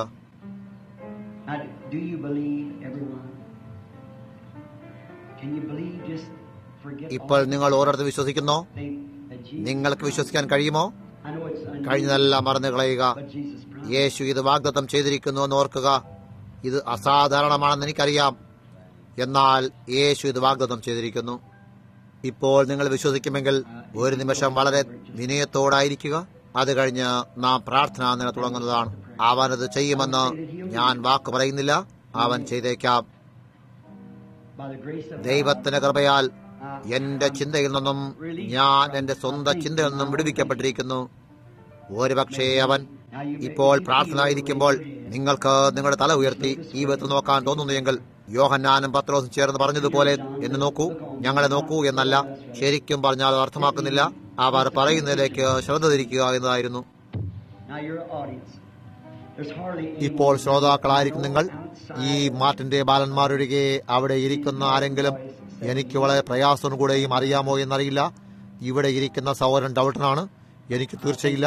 നിറത്തോടുകൂടിയ നിങ്ങളുടെ കണ്ണടയുമായിട്ടാകുന്നു. അവരെ അവിടെ വിട്ടിട്ട് നോക്കാൻ ശ്രമിക്കുമ്പോൾ മറ്റുള്ള ജനങ്ങളെ ഒന്നും എനിക്കറിയില്ല. when I made Jesus Christ come with his power. അതെ, നിങ്ങൾക്ക് ഈ ദിവസത്തിന്റെ വാഗ്ദാനം, ഈ ദിവസത്തേക്ക് മുൻകൂട്ടി പറയപ്പെട്ട തിരുവഴുത്തിനെ കാണിക്കാനായി ഇപ്പോൾ യേശു അവന്റെ ശക്തിയാൽ കടന്നു വരികയാൽ, അതിനാൽ മലാഖി 4 പ്രകാരമുള്ളത് പോലും നിറവേറിയിരിക്കുന്നു എന്നറിയാൻ സാധിക്കും. അതിനെന്തെങ്കിലും ചെയ്യേണ്ടതായിട്ടുണ്ട്. ദൈവം അത് വാഗ്ദത്തം ചെയ്തിരിക്കുന്നു. There's a lady sitting right here. She's on her road to the hospital tomorrow. ഇവിടെ ഒരു മകളെ ഇരിക്കുന്നു. അവൾ നാളെ ആശുപത്രിയിൽ പുറപ്പെടാനിരിക്കുകയാണ്. അവൾ ഒരു അപകടത്തിൽ, വാഹനാപകടത്തിൽപ്പെട്ടിരുന്നു. അവൾക്ക് ക്ഷതമേറ്റിട്ട് ഉൾവശത്ത് പ്രശ്നമുണ്ടായി. കൈ മോശമായിരിക്കുന്നു. നിങ്ങൾക്കില്ല? നിങ്ങൾക്ക് പ്രാർത്ഥനാക്കാറുണ്ടോ മകളെ? നിങ്ങൾക്കില്ല. ഞാൻ നിങ്ങൾക്ക് തീർത്തും ഒരു അപരിചിതനല്ലേ? എനിക്ക് നിങ്ങളെ അറിയില്ല. നമുക്ക് ഒരാളിനെ മറ്റേയാളിനെ പരിചയമില്ലല്ലോ മാഡം. ഞാൻ പ്രസംഗിക്കുന്നത് മാത്രം കേട്ടിട്ടുണ്ട്. എന്നാൽ എനിക്ക് നിങ്ങളെപ്പറ്റി യാതൊന്നും തന്നെ അറിയില്ല. നിങ്ങൾക്കറിയാം. ആ കാര്യങ്ങൾ സത്യമായിരുന്നോ? അതായിരുന്നെങ്കിൽ നിങ്ങളുടെ കൈവർത്തിക്കാട്ടു. ദൈവം നിങ്ങൾ അനുഗ്രഹിക്കട്ടെ. ശരി സാർ, വിശ്വാസമുണ്ടായിരിക്കുക. നിങ്ങൾക്ക് പോകേണ്ടി വരികയില്ല. നിങ്ങളുടെ വിഷമത നീങ്ങിപ്പോയിരിക്കുന്നു. ആ മഹിള തൊട്ട് എന്തിനെയാണ്? അവളുടെ നേരെ പിന്നിലായി ഒരു മനുഷ്യരിക്കുന്നു. ആ പ്രകാശത്തെ കാണാൻ കഴിയുന്നില്ലേ? ആ ചുവപ്പ് കടന്ന മഞ്ഞ നിറത്തോടുകൂടിയ പ്രകാശം നീങ്ങുന്നതിലേക്ക് നോക്കുവിൻ. അവളുടെ തൊട്ട് പിന്നിലായിരിക്കുന്ന ഒരു മനുഷ്യനാണത്. അവൻ എന്തിനോ വേണ്ടി പ്രാർത്ഥിക്കുന്നു. അത് ആശുപത്രിയിലായിരിക്കുന്ന ഒരു സഹോദരന് വേണ്ടിയാണ്. ദൈവം നിങ്ങളുടെ സഹോദരനെ സുഖമാക്കുമെന്ന് വിശ്വസിക്കുന്നു. അവന്റെ നേരായ മനസ്സിനെയും മറ്റുള്ളവയും തിരികെ കൊടുത്ത് അവനെ നേരെയാക്കുമെന്ന് വിശ്വസിക്കുന്നു. നിങ്ങളത് വിശ്വസിക്കുന്നുണ്ടോ? ഞാൻ നിങ്ങൾക്കൊരു അപരിചിതനാണ്. അത് ശരിയല്ലേ? അത് വിശ്വസിക്കൂ. ശരി, നിങ്ങൾക്ക് ചെയ്യാനായി അവൻ തൊട്ടതെന്തിനെയാണ്? ഇവിടെ ഒരു മകളെയുണ്ട്. ഇവിടെ പിന്നിലിരിക്കുന്നു. അത് അതിന്റെ തൊട്ട് പുറകിലായിട്ടാണ് അവൾ. ആ പ്രകാശം നോക്കുവിൻ. നിങ്ങൾക്ക് അത് കാണാനാകുന്നു. ഇവിടേക്ക് നോക്കൂ, നോക്കൂ, എല്ലാവരും നോക്കൂ. നേരെ ഇവിടെ തന്നെ. ദർശനത്തിൽ നിങ്ങൾ മറ്റൊരു ലോകത്തിലാകുന്നു. ഈ മകൾ അതിന്റെ നേരെ കീഴിലായിട്ടാണ്. അവൾ ഇവിടെയാകുന്നു. അവൾ ആർക്കോ വേണ്ടി പ്രാർത്ഥിക്കുന്നു. അത് 2 കുട്ടികളാണ്. ചെറുമകൻ, മകന്റെ മകന്റെ മകൻ. ആ മകൾ ഇവിടെ നിന്നല്ല, അവൾ കാലിഫോർണിയയിൽ നിന്നാണ്. മാത്രമല്ല, അവളോട് വന്നത് ഒരു പ്രാർത്ഥനയുടെ അഭ്യർത്ഥനയ്ക്കായിട്ടാണ്. മാത്രമല്ല, അവളോടൊപ്പം മറ്റാരോ കൂടെയുണ്ട്. അത് അവളുടെ സഹോദരിയാണ്. അവൾ ഇവിടെ പിന്നിലായിരിക്കുന്നു. ആ ചുവന്ന വസ്ത്രം ധരിച്ചിരിക്കുന്നതാണ്. അവൾക്ക് ചുഴലിയുണ്ട്. അത് സത്യമാണ്. അവൾ കാലിഫോർണിയയിൽ നിന്നുമാകുന്നു. അവളെ നിങ്ങൾ ഇവിടെ കൂട്ടിക്കൊണ്ടുവന്നു. നിങ്ങളുടെ പേർ മേരി എന്നാകുന്നു. നിങ്ങൾ നിങ്ങളുടെ മുഴു ഹൃദയത്തോട് വിശ്വസിക്കുന്നുവോ? ആ കാര്യങ്ങൾ സത്യമാണോ? അത് സത്യമാണെങ്കിൽ നിങ്ങൾ നിങ്ങളുടെ കൈവീശിയാലും നിങ്ങളുടെ മുഴു ഹൃദയത്തോടും കൂടെ നിങ്ങൾ വിശ്വസിക്കുന്നുണ്ടോ? എന്നാൽ നിങ്ങൾ ചോദിച്ചത് നിങ്ങൾക്കുണ്ടാകും. എനിക്ക് അവരെ അറിയാമായിരുന്നോ എന്ന് ആർക്കും അവരോട് ഇപ്പോൾ ചോദിച്ചു നോക്കി. നിങ്ങൾക്കൊരു പ്രാർത്ഥനാക്കാറുണ്ടായിരുന്നോ മകളെ? നിങ്ങൾക്കില്ലായിരുന്നോ? നിങ്ങൾക്കതിന്റെ ആവശ്യമില്ല. ഇവിടെ നേരെ ഇവിടെ പിന്നിലായി നിരയുടെ ഏറ്റവും അറ്റത്ത് എന്നെ നോക്കിക്കൊണ്ടൊരു മനുഷ്യരിക്കുന്നു. അവന്റെ മുട്ടുകളിലാണ് വിഷമത. ആ മുട്ടുകളെ ദൈവത്തിന് സൗഖ്യമാക്കാൻ കഴിയുമെന്ന് അവന് വിശ്വസിക്കാനായാൽ അതിനെപ്പറ്റി അവൻ പ്രാർത്ഥിക്കുന്നത് അവന് കിട്ടുന്നതാണ്. നിങ്ങളത് വിശ്വസിക്കുന്നുവോ? ശരി, നിങ്ങളുടെ മുട്ടിന്റെ വിഷമത നീങ്ങിപ്പോയിരിക്കുന്നു സാർ. നിങ്ങൾക്ക് പ്രാർത്ഥനാ കാർഡുണ്ടോ? നിങ്ങൾക്ക് പ്രാർത്ഥനാ കാർഡില്ലേ? നിങ്ങൾക്കതിന്റെ ആവശ്യമില്ല. ഇപ്പോൾ യേശു ക്രിസ്തു ഇന്നലെയും ഇന്നും എന്നേക്കും അനന്യൻ തന്നെ.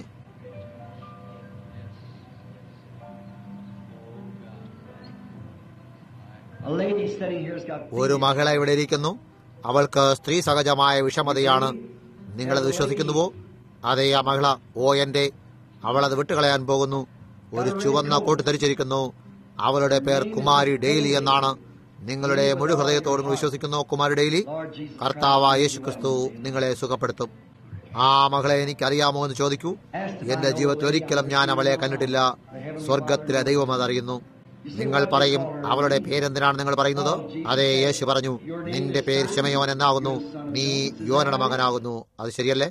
ഇപ്പോൾ അത് ഇന്നലെയും ഇന്നും എന്നേക്കും അനന്യായിരുന്നല്ലേ? അത് സത്യമാണ്. നിങ്ങൾ വിശ്വസിക്കുന്നു? ഇപ്പോൾ യേശു പറഞ്ഞതെന്താണ്? ഇത് സംഭവിക്കും. ഇതുകൂടാതെ ഓർക്കൂ, അത് തിരഞ്ഞെടുക്കപ്പെട്ട കൂട്ടർക്ക്, അബ്രഹാമിന് അവന്റെ കൂട്ടർക്കും വാഗ്ദത്ത സന്തതി കാഴ്ചയിൽ വരുന്നതിന് മുമ്പ് നൽകിയിരുന്ന അവസാന അടയാളമായിരുന്നു. അത് ശരിയല്ലേ? യാത്രയിലുടനീളം ദൈവം അബ്രഹാമിന് അടയാളങ്ങൾ കൊടുത്തിരുന്നു. അങ്ങനെ തന്നെ അവൻ സഭയ്ക്കും കൊടുക്കുന്നു. എന്നാൽ അത് ചെയ്യുന്നതിനായി കർത്താവിന് ദൂതൻ ഇറങ്ങി വന്നപ്പോൾ അവൻ അവിശ്വാസികളായിരുന്ന ജാതികളെ നശിപ്പിക്കുകയും പ്രതീക്ഷിച്ചിരുന്ന പുത്രൻ അതിനായിട്ടാണ് കാത്തിരുന്നത്. ഇസഹാക്ക് കാഴ്ചയിൽ വരികയും ചെയ്യുന്നു. ഈ മർമ്മം വളരെ വേഗത്തിൽ അവസാനിക്കും. പിന്നെ പ്രതീക്ഷിച്ചിരുന്ന പുത്രൻ തന്നെത്താൻ കാഴ്ചയിൽ വരികയും ചെയ്യും. സഭ ലൂതറിലൂടെ നീതീകരണവും വെസ്ലയിലൂടെ വിശുദ്ധീകരണവും പെന്തക്കോസ്തിലൂടെ പരിശുദ്ധ അഭിഷേകത്തിലൂടെ കടന്ന ഇപ്പോൾ മൂടിക്കലിന്റെ മർമ്മത്തിലേക്ക് ചുറ്റിക്കെട്ടപ്പെട്ടിരിക്കുന്നു. എല്ലാ നേരത്തും സമ്പൂർണ്ണതയിലേക്ക് വന്നുകൊണ്ടിരുന്നത് മാതൃകയാക്കിയിരിക്കുന്നു. നെഗറ്റീവായിരുന്നിടലെല്ലാം പോസിറ്റീവായി തീരുകയും പിന്നെ ഒരു നാൾ യേശു വന്ന് തന്റെ സഭയെ വിശ്വസിക്കുന്നവരെ കൂട്ടിക്കൊണ്ടു പോവുകയും ചെയ്യും. ഇന്ന് രാത്രിയിൽ നിങ്ങൾ അവിശ്വാസം വേർപെടുത്തി വിശ്വസിക്കുക. നിങ്ങളത് ചെയ്യുമോ? ഇപ്പോൾ പ്രാർത്ഥന കാളുള്ളവർ തുടങ്ങി. കഴിഞ്ഞ രാത്രിയിൽ ഞാൻ 25 പേർക്ക് പ്രാർത്ഥിച്ചെന്ന് കരുതുന്നു. അത് ശരിയല്ലേ? നമ്പർ 1 തുടങ്ങി 25 വരെ ഞാൻ എടുത്തിരുന്നത് കരുതുന്നു. ഇപ്പോൾ 26, 27, 28, 30 ഇവിടെ നിരനിര നിൽക്കൂ. പ്രാർത്ഥനാ കാർഡിലെ ഒന്നാമത്തെ നമ്പർ ഇവിടെ ഈ വശത്ത് വരിയുണ്ടാക്കൂ. നിങ്ങളിപ്പോൾ ഇത് ചെയ്യുമോ? ഇപ്പോൾ പ്രാർത്ഥനാ കാർഡ് കൂടാതെ നമുക്ക് ഹൃദയവിഭജനത്തിന്റെ നിലയുമുണ്ട്. അവരുടെ പ്രാർത്ഥനാ കാർഡുകൾ എന്താണ് എഴുതിയിരിക്കുന്നതെന്ന് ഞാൻ വായിക്കുന്നു എന്ന് പറയുന്നവർക്ക് ഇവർക്കൊന്നും പ്രാർത്ഥനാ കാർഡുകളില്ല. അവരവിടെ ഇരുന്ന ജനങ്ങളാണ്. ഇപ്പോൾ ഇത് പോയിക്കൊണ്ടിരിക്കുന്നു. ഓരോ പ്രാവശ്യം തന്നെ അരമണിക്കൂറോ അതിലധികമോ നോക്കൂ. അങ്ങനെയുള്ള കാര്യങ്ങൾ സംഭവിക്കുന്ന എത്രയോ പേർ കണ്ടിരിക്കുന്നു. എന്നാൽ നിങ്ങൾ നോക്കൂ, നമ്മൾ കുറച്ചുപേരെ മാത്രമേ നിർത്താറുള്ളൂ. ഇത് കഴിഞ്ഞിട്ട് തെക്കേ ദേശത്തെല്ലാം കൂടെ എനിക്ക് 40ഓളം യോഗങ്ങൾ നടത്തേണ്ടതുണ്ട്. ഇപ്പോൾ ഇവിടേക്ക് നീങ്ങൂ. നിങ്ങളുടെ പ്രാർത്ഥനാ കാർഡുമായി നിങ്ങൾ ഈ വശത്തേക്ക് നീങ്ങൂ. ഈ പ്രാർത്ഥനാ കാർഡ് എല്ലാവരും ഇവിടെ ഈ വശത്തേക്ക് വരൂ. പ്രാർത്ഥനാ കാർഡ് എ. ഇപ്പോൾ നമ്മിൽ ശേഷിക്കുന്നവർ വിശ്വസിക്കുന്നു എന്ന് നമുക്ക് ദൈവത്തോട് പാടാം. നിങ്ങളത് ചെയ്യുമോ? നമ്മളെല്ലാവരും ചേർന്ന് മാത്രം അത്ര തന്നെ എന്ത് വിശ്വസിക്കണം? അവന്റെ വചനം വിശ്വസിക്കണം.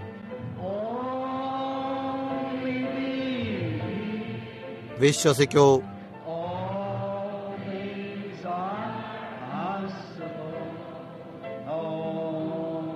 സകലതും സാധ്യമാണ്. വിശ്വസിക്കൂ. വിശ്വസിക്കൂ.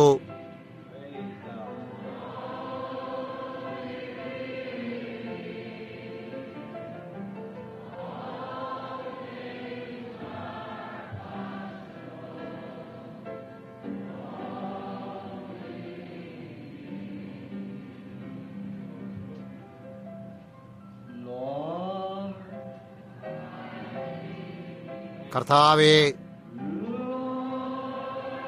കർത്താവേ, ഞാൻ അവിടേക്കൊരു പടി മാറുന്നതിൽ അത് നന്നായിരിക്കുമോ? രോഗികൾക്കായി പ്രാർത്ഥിക്കാൻ നമുക്കവിടെ താഴേക്ക് പോകാമോ? ഇവിടെ താഴേക്ക് രോഗികൾ പ്രാർത്ഥിക്കാൻ പോകാമോ? നമുക്ക് കഴിയുമെന്ന പോലെ കാണപ്പെടുന്നു. ഈ ജനങ്ങൾ സുഖം പ്രാപിക്കാൻ താല്പര്യപ്പെടുന്ന എത്ര പേരുണ്ട്? ഇപ്പോൾ നോക്കൂ, സൗഖ്യം ദൈവത്തിൽ നിന്ന് വരുന്നു. അത് ശരിയല്ലേ? ഇപ്പോൾ ഇന്ന് രാത്രിയിൽ അവൻ എനിക്ക് നൽകിയിരിക്കുന്ന വസ്ത്രങ്ങളും സ്യൂട്ടുമായി ഈ സ്യൂട്ടും വസ്ത്രങ്ങളും ധരിച്ചുകൊണ്ട് സ്വയം യേശു തന്നെ ഇവിടെ നിന്നിരുന്നെങ്കിൽ നിങ്ങളെങ്ങനെ ചോദിക്കും, കർത്താവേ നീ എന്നെ സൗഖ്യമാക്കുമോ? അവൻ പറയും, ഞാനത് മുന്നമേ ചെയ്തു കഴിഞ്ഞിരിക്കുന്നു. അവൻ നമ്മുടെ അതിക്രമങ്ങൾക്കായി മുറിവേറ്റു. അവന്റെ അടിപ്പെടാൽ നാം സൗഖ്യം പ്രാപിച്ചിരിക്കുന്നു. അത് ശരിയല്ലേ? നോക്കൂ, അവനത് മുന്നമേ ചെയ്തിരിക്കുന്നു. അത് കഴിഞ്ഞിരിക്കുന്നു. നിങ്ങൾ പറയും, കർത്താവെ രക്ഷിക്കണമേ, അവനത് ആദ്യമേ ചെയ്തിരിക്കുന്നു. നിങ്ങൾ എത്രമാത്രം കരഞ്ഞെന്നോ അത് പ്രാർത്ഥിച്ചെന്നോ ബെഞ്ചിന്റെ പുറത്തടിച്ചെന്നോ കാര്യമില്ല. അവൻ നിങ്ങൾക്കായി ചെയ്തിരിക്കുന്നതിനെ നിങ്ങൾ വിശ്വസിക്കുകയും സ്വീകരിക്കുകയും ചെയ്യുന്നതുവരെ അതൊരു പ്രയോജനം ചെയ്യുകയില്ല. അത് ശരിയല്ലേ? അതേ കാര്യം തന്നെയാകുന്നു. ഞാൻ ജനങ്ങളെ സൗഖ്യമാക്കുന്നില്ല. എനിക്ക് ജനങ്ങളെ സൗഖ്യമാക്കാൻ കഴിയില്ല. എന്നാൽ അവൻ ഇന്നലെയും ഇന്നും എന്നേക്കും അനന്യനാണ് എങ്കിൽ അവൻ എന്തു ചെയ്യും? അവൻ ഈ കാലത്തിലേക്ക് വാഗ്ദത്തം ചെയ്തിരുന്നതിനെ അവൻ ഇപ്പോൾ തന്നെ ചെയ്യും. അവൻ എന്ത് വാഗ്ദത്തം ചെയ്തിരിക്കുന്നു എന്ന് എത്രവർക്കറിയാം? അവനത് വാഗ്ദത്തം ചെയ്തിരിക്കുന്നു. അതെ സാർ, അവനത് എല്ലാ തിരുവെഴുത്തുകളിലും വാഗ്ദത്തം ചെയ്തിരുന്നു. 7 സഭാകാലങ്ങളും മറ്റും നിങ്ങൾ എല്ലാവരും എടുത്ത് അത് തിരുവെഴുത്ത് പ്രകാരം തെളിയിച്ചിട്ടില്ലേ? നോക്കൂ, അത് ശരിയാണ്. ഇപ്പോൾ ഈ പ്രാർത്ഥന നിലനിൽക്കുന്നവരായ നിങ്ങൾ വിവേചനത്തിനായി താഴേക്ക് വന്ന് ആ നിലയിലൂടെ വന്നാലും ഒരിക്കൽ യേശു ഒരു ദർശനം കണ്ടിട്ട് അവൻ പറഞ്ഞു, എന്നിൽ നിന്നും ശക്തി പുറപ്പെട്ടു എന്ന് ഞാൻ അറിയുന്നു. അത് ബലമാണ്. അത് ശരിയല്ലേ? ദർശനത്തിൽ നിങ്ങൾ മറ്റൊരു ലോകത്തിലാകുന്നു. ഇപ്പോൾ അവൻ ഇവിടെയുണ്ട്. നിങ്ങൾ തൊട്ടത് അവനെയാണ് കാണുന്നു. ഇപ്പോൾ അവൻ ഇവിടെയും നമ്മോടൊപ്പമുണ്ടെന്ന് അത് തിരിച്ചറിയിക്കുക മാത്രം ചെയ്യുന്നു. ഞങ്ങൾ ഈ നിലയിലൂടെ നടന്ന് എന്റെ കൈ നിങ്ങളുടെ മേൽ വെച്ച് എന്നെ പ്രാർത്ഥിക്കാൻ അനുവദിച്ചാൽ നിങ്ങൾ നിങ്ങളുടെ ഇരിപ്പിടത്തിലേക്ക് തിരികെ പോകുമെന്ന് ഇപ്പോൾ എത്ര വിശ്വസിക്കും? ഇവിടെ വെച്ച് നിങ്ങൾക്കായി പ്രാർത്ഥിക്കാൻ ഞാൻ എന്റെ കൈ നിങ്ങളുടെ മേൽ വെച്ചാൽ നിങ്ങൾ ഓരോരുത്തരും സൗഖ്യമാകും എന്ന് നിങ്ങൾ വിശ്വസിക്കുമോ? പരിശുദ്ധാത്മാവ് എവിടെയാണ് നിങ്ങൾ വിശ്വസിക്കുന്നുവോ അത് തുടർന്നും ചെയ്തുകൊണ്ട് ഇരിക്കേണ്ടതാണ്. നിങ്ങൾ ആ നിരയെ മറന്നു കളയാൻ ആഗ്രഹിക്കുന്നുവെങ്കിൽ എന്തുകൊണ്ട് കുറച്ചുപേരെ കൂടെ കൂട്ടിക്കൂടാ? ഞങ്ങളത് ചെയ്യും. നോക്കൂ, അതിവിടെ പരിശുദ്ധാത്മാവുള്ളതിനാലാണ്. കാണുന്നോ? അതില്ല, അത് നിങ്ങളുടെ മേലാണ്, നിങ്ങളുടെ ചിന്തയിന്മേലാണ്. അത് നിങ്ങളെ കൂടുതലായി വിശ്വസിപ്പിക്കുമെങ്കിലാകുന്നു. എന്നാൽ അനേക ജനങ്ങൾ പഠിപ്പിച്ചിരിക്കുന്നത് അവരുടെ മേൽ കൈവയ്ക്കണമെന്നാണ്. ബൈബിൾ പറയുന്നു, അവൻ തന്റെ വചനമയച്ച് അവരെ സൗഖ്യമാക്കി. അതെ, അതുതന്നെയാണ് അവൻ അല്പം മുമ്പ് ചെയ്തത്. അവന്റെ വചനത്തെ തീർച്ചപ്പെടുത്തി. അത് നിങ്ങൾക്ക് അയച്ചു തന്നു. അത് തീർച്ചപ്പെടുത്തി. അതവരെ സൗഖ്യമാക്കി. ജാതികൾ പറയുന്നത്, യഹൂദൻ പറഞ്ഞു, വന്നു എന്റെ മകളുടെ മേൽ കൈവയ്ക്കുക, അവൾ ജീവിക്കും. റോമാക്കാരൻ പറഞ്ഞു, നീ എന്റെ പുരയ്ക്കകത്ത് വരുവാൻ ഞാൻ പോരാത്തവൻ, കൽപ്പിച്ചാൽ മാത്രം മതി. നോക്കൂ, അതാണ് നിങ്ങൾ വിശ്വസിക്കണം എന്ന് ഞാൻ ഗ്രഹിപ്പിക്കാൻ ശ്രമിക്കുന്നത്. എന്നാൽ നിങ്ങളുടെ മേൽ കൈവച്ച് നിങ്ങൾ പ്രാർത്ഥിക്കപ്പെടാൻ ആഗ്രഹിക്കുന്നുവെങ്കിൽ ജനങ്ങൾക്കായി പ്രാർത്ഥിക്കുമ്പോൾ നിങ്ങൾ ഓരോരുത്തരും എന്നോടൊപ്പം ചേരാനായി ഞാൻ ആഗ്രഹിക്കുന്നു. നമുക്ക് നമ്മുടെ തലകളെ കുമ്പിടാം. കർത്താവായ യേശുവേ, ഞാൻ ജനങ്ങൾക്ക് വേണ്ടി ഇപ്പോൾ പ്രാർത്ഥിക്കുന്നു. നീ ഇവിടുത്തെ നിൽക്കുന്നു എന്നവർക്ക് ബോധ്യമുണ്ട്. നീ ജനങ്ങളുടെ തന്നെ നിൽക്കുന്നു എന്നവർ അറിയുന്നു. ഇന്ന് രാത്രിയിൽ ജനങ്ങൾ ഈ പ്രസംഗവേദിയിലൂടെ കടന്നു പോകുമ്പോൾ ഒരുപക്ഷെ അവർ കടന്നു വന്നിരുന്നിരിക്കാം, അടുത്തുകൂടെ പോയിരുന്നുള്ളൂ എന്ന് വരാം. നിന്റെ ദാസൻ അഥവാ നിന്റെ ഈ ദാസന്മാർ ഇവിടെ ഇരിക്കുകയാണ്. അവർ ജീവനുള്ള ദൈവത്തിന്റെ ആലയത്തിന്റെ അടുത്തേക്കാണ് വരുന്നത് തിരിച്ചറിയാനിടയാകട്ടെ. ദൈവം പറഞ്ഞിരുന്നൊരു വാഗ്ദാനത്തിന്റെ അടുക്കളയിൽ കടന്നു വരുന്നു. വിശ്വസിക്കുന്നവരാൽ ഈ അടയാളങ്ങൾ നടക്കും. അവർ രോഗികളെ കൈവച്ചാൽ അവർക്ക് സൗഖ്യം വരും. അവൻ അത് വാഗ്ദത്തം ചെയ്തിരിക്കുന്നു. വിശ്വസിക്കുന്ന എല്ലാവരും രക്ഷിക്കപ്പെടും എന്ന് അവൻ വാഗ്ദത്തം ചെയ്തിരിക്കുന്നു. വിശ്വസിക്കുന്ന ഓരോരുത്തരും രക്ഷിക്കപ്പെടും. സൗഖ്യത്തിൽ വിശ്വസിക്കുന്ന എല്ലാവർക്കും സൗഖ്യം വരും. പിതാവേ, ഇപ്പോൾ ഞങ്ങളുടെ അവിശ്വാസത്തെ ക്ഷമിക്കണമേ. തിരുവെഴുത്ത് പ്രകാരം ഇന്ന് രാത്രി ഇവിടെ ആയിരിക്കുന്നു എന്ന് ഞങ്ങളെ കാണിച്ചുകൊണ്ട് സ്വയമായി തിരിച്ചറിയിക്കുന്നു. ഈ പ്രസംഗവേദിയിലേക്ക് കടന്നു വരുന്ന ഓരോരുത്തരും, അതല്ല ഈ ശ്രോതാക്കളുള്ളതോ ആയിട്ട് യോഗം അവസാനിക്കുമ്പോൾ ദുർബലനായ ഒരു വ്യക്തി പോലും ഞങ്ങൾ ഉണ്ടായിരിക്കാനിടയാകരുതേ. മഹാനായ പരിശുദ്ധാത്മാവ് തന്റെ ജനങ്ങളുടെ കടന്നു വന്ന ഞങ്ങൾ ഓരോരുത്തരെയും, ഈ സകല ധർമ്മോപദേശികളെയും, 100 കണക്കിന് വിടിരിക്കുന്ന നിന്റെ എല്ലാ ദാസന്മാരെയും അഭിഷേകം ചെയ്യാനിടയാകട്ടെ. കർത്താവേ, പിതാവേ, നിന്റെ സാന്നിധ്യത്തിന്റെ ദിവ്യ അസ്തിത്വത്തിൽ നീ ഇവിടെ ആയിരിക്കുമ്പോൾ ഞങ്ങളുടെ ഓരോ പ്രാർത്ഥനയും നിന്നിലേക്ക് വരാനിടയാകട്ടെ. പിതാവേ, അവർക്കത് വിശ്വസിക്കാൻ കഴിയുമെങ്കിൽ അവർ ഈ പ്രസംഗവേദിയിലൂടെ കടന്നു പോകുമ്പോൾ ഈ രാത്രി അവരുടെ രോഗസൗഖ്യത്തിന്റെ രാത്രിയാണെന്ന് ജനങ്ങൾക്ക് മനസ്സിലാകാനിടയാകട്ടെ. ജനങ്ങൾ കടന്നു വരുമ്പോൾ ഓരോരുത്തരും തുടർന്നും പ്രാർത്ഥനയായിരിക്കാൻ ഞാൻ ആഗ്രഹിക്കുന്നു. മാത്രമല്ല, അവരുടെ രോഗസൗഖ്യത്തിനായി ഞാൻ അവരുടെ എല്ലാവരുടെ മേൽ കൈവയ്ക്കാനും പോകുന്നു. വരൂ സർ, ഞാൻ എന്റെ ഈ സഹോദരനായി പ്രാർത്ഥിക്കുന്നു. യേശു കൃഷ്ണനാമത്തിൽ സൗഖ്യമുണ്ടാകട്ടെ. ഞാൻ എന്റെ ഈ സഹോദരനായി പ്രാർത്ഥിക്കുന്നു. യേശു കൃഷ്ണനാമത്തിൽ സൗഖ്യമുണ്ടാകട്ടെ. എന്റെ സഹോദരിയുടെ രോഗസൗഖ്യത്തിനായി യേശു കൃഷ്ണനാമത്തിൽ ഞാൻ അവൾക്കായി പ്രാർത്ഥിക്കുന്നു. ആമേൻ. എന്റെ സഹോദരി രോഗസൗഖ്യത്തിനായി യേശു കൃഷ്ണനാമത്തിൽ ഞാൻ അവൾക്കായി പ്രാർത്ഥിക്കുന്നു. എന്റെ സഹോദരിയുടെ രോഗസൗഖ്യത്തിനായി യേശുവിൻ നാമത്തിൽ ഞാൻ അവൾക്കായി പ്രാർത്ഥിക്കുന്നു. എന്റെ സഹോദരിയുടെ രോഗസൗഖ്യത്തിനായി യേശുവിൻ നാമത്തിൽ ഞാൻ അവൾക്കായി പ്രാർത്ഥിക്കുന്നു. എന്റെ സഹോദരന്റെ രോഗസൗഖ്യത്തിനായി യേശു കൃഷ്ണനാമത്തിൽ ഞാൻ അവനായി പ്രാർത്ഥിക്കുന്നു. എന്റെ സഹോദരിയുടെ രോഗസൗഖ്യത്തിനായി യേശു കൃഷ്ണനാമത്തിൽ ഞാൻ അവൾക്കായി പ്രാർത്ഥിക്കുന്നു. എന്റെ സഹോദരന്റെ രോഗസൗഖ്യത്തിനായി യേശു കൃഷ്ണനാമത്തിൽ ഞാൻ അവനായി പ്രാർത്ഥിക്കുന്നു. നീ എന്റെ സഹോദരനെ സൗഖ്യമാക്കാനായി അവനായി യേശു നാമത്തിൽ ഞാൻ പ്രാർത്ഥിക്കുന്നു. എന്റെ സഹോദരന്റെ രോഗസൗഖ്യത്തിനായി യേശു കൃഷ്ണനാമത്തിൽ ഞാൻ എന്റെ കൈ അവന്റെ മേൽ വയ്ക്കുന്നു. എന്റെ സഹോദര രോഗസൗഖ്യത്തിനായി യേശു കൃഷ്ണനാമത്തിൽ ഞാൻ എന്റെ കൈ അവന്റെ മേൽ വയ്ക്കുന്നു. എന്റെ കൈകൾ ഈ സഹോദരന്റെ മേൽ വെച്ചുകൊണ്ട് നിന്റെ അഭിഷേകത്തിന് ദിവ്യ സാന്നിധ്യം ഇവിടെ ഇപ്പോൾ ഉള്ളതിനാൽ ഞാൻ അവന്റെ രോഗസൗഖ്യം ചോദിക്കുന്നു. പിതാവേ, എന്റെ ഈ സഹോദരിയെ സൗഖ്യമാക്കണമേ. ഞാൻ യേശുവിൻ നാമത്തിൽ പ്രാർത്ഥിക്കുന്നു. സ്വർഗീയ പിതാവേ, ഒരു വലിയ കൂട്ടം ജനങ്ങൾക്കായി പ്രാർത്ഥിക്കപ്പെടാനുള്ളപ്പോൾ നിന്റെ സാന്നിധ്യം ഞങ്ങൾ തിരിച്ചറിയുന്നു. ഈ സഹോദരിയെ സൗഖ്യമാക്കണമേ. യേശുവിൻ നാമത്തിൽ ഞാൻ പ്രാർത്ഥിക്കുന്നു. പിതാവേ, എന്റെ സഹോദരിയെ യേശു നാമത്തിൽ സൗഖ്യമാക്കണമെന്ന് ഞാൻ പ്രാർത്ഥിക്കുന്നു. നിന്റെ വചനത്തിന്റെ ഓർമ്മയ്ക്കായി എന്റെ സഹോദരന്റെ മേൽ യേശുവിൻ നാമത്തിൽ അവന്റെ സൗഖ്യത്തിനായി കൈവച്ചിരിക്കുന്നു. അതപ്രകാരമാകട്ടെ പിതാവേ. വിശ്വസിക്കുന്നവരാൽ ഈ അടയാളങ്ങൾ നടക്കും. അവർ രോഗികളുടെ മേൽ കൈവച്ചാൽ അവർക്ക് സൗഖ്യം വരും. പിതാവേ, എന്റെ സഹോദരന്റെ മേൽ യേശു കൃഷ്ണനാമത്തിൽ കൈവച്ചിരിക്കുന്നു. എന്റെ സഹോദരന് സൗഖ്യം അനുവദിച്ചാലും. സഹോദരിയുടെ മേൽ യേശു കൃഷ്ണനാമത്തിൽ എന്റെ കൈ അവളുടെ സൗഖ്യത്തിനായി വയ്ക്കുന്നു. എന്റെ സഹോദരിയുടെ മേൽ അവളുടെ സൗഖ്യത്തിനായി യേശു കൃഷ്ണനാമത്തിൽ കൈവയ്ക്കുന്നു. എന്റെ സഹോദരന്റെ മേൽ അവന്റെ സൗഖ്യത്തിനായി യേശു കൃഷ്ണനാമത്തിൽ കൈവയ്ക്കുന്നു. രോഗസൗഖ്യത്തിന്റെ വിശ്വാസത്തിനായി യേശു കൃഷ്ണനാമത്തിൽ ഞാൻ എന്റെ ഈ സഹോദരൻ അനുഗ്രഹിക്കുന്നു. കർത്താവായ യേശുവേ, നീ കുഞ്ഞിനെ സൗഖ്യമാക്കി ഇതിന്റെ ശരീരത്തെ സുഖമാക്കാൻ ഞാൻ ഇതിന്റെ മേൽ എന്റെ കൈവയ്ക്കുന്നു. പിതാവേ, നീ അത് വാഗ്ദത്തം ചെയ്തിരിക്കുന്നു. നീ അത് ചെയ്യും. യേശു കൃഷ്ണനാമത്തിൽ നമ്മുടെ സഹോദരി സൗഖ്യമാകട്ടെ. സംശയിക്കരുത്. അതിപ്പോ നിങ്ങളുടെ മേലിട്ടുകൊള്ളുക. നിങ്ങൾ ശരിയായിക്കൊള്ളും. അത് നിങ്ങൾ വിശ്വസിക്കുന്നുവോ? നിങ്ങളത് വിശ്വസിക്കുന്നുണ്ടോ? യേശു കൃഷ്ണനാമത്തിൽ നമ്മുടെ സഹോദരി സൗഖ്യമാകട്ടെ. കർത്താവേ, യേശു കൃഷ്ണനാമത്തിൽ ഈ കുഞ്ഞ് സൗഖ്യമാകട്ടെ. സംശയിക്കരുത്. അത് വിശ്വസിക്കുക. പിതാവേ, ഈ കുഞ്ഞു സഹോദരി സൗഖ്യമാകട്ടെ. യേശുവിൻ നാമത്തിൽ ഞാൻ പ്രാർത്ഥിക്കുന്നു. സംശയിക്കരുത്. ഇപ്പോൾ നിങ്ങൾ വിശ്വസിക്കുന്നോ? നോക്കൂ, അപ്രകാരമാണ് ചെയ്യുന്നത്. അവൻ പറഞ്ഞു തന്നെ ചെയ്യുക. പിതാവാം ദൈവമേ, യേശു കൃഷ്ണനാമത്തിൽ ഞാൻ എന്റെ സഹോദരന്റെ മേൽ കൈവച്ചിരിക്കുന്നു. അവൻ സൗഖ്യമാകാനിടവരട്ടെ. പിതാവേ, യേശു കൃഷ്ണനാമത്തിൽ ഞാൻ എന്റെ സഹോദരന്റെ മേൽ കൈവച്ചിരിക്കുന്നു. അവൻ സൗഖ്യമാകാനിടവരട്ടെ. പിതാവാം ദൈവമേ, യേശു കൃഷ്ണനാമത്തിൽ ഞാൻ എന്റെ സഹോദരന്റെ മേൽ കൈവച്ചിരിക്കുമ്പോൾ അവൻ സൗഖ്യമാകാനിടവരട്ടെ. അങ്ങനെ തന്നെ നിന്റെ വചനത്തിന്റെ ഓർമ്മയ്ക്കായി പിതാവേ, ഇവിടെയുള്ള എന്റെ സഹോദരന്റെ മേൽ ഞാൻ എന്റെ കൈവച്ചുകൊണ്ട് അവന്റെ സൗഖ്യത്തെ ചോദിക്കുന്നു.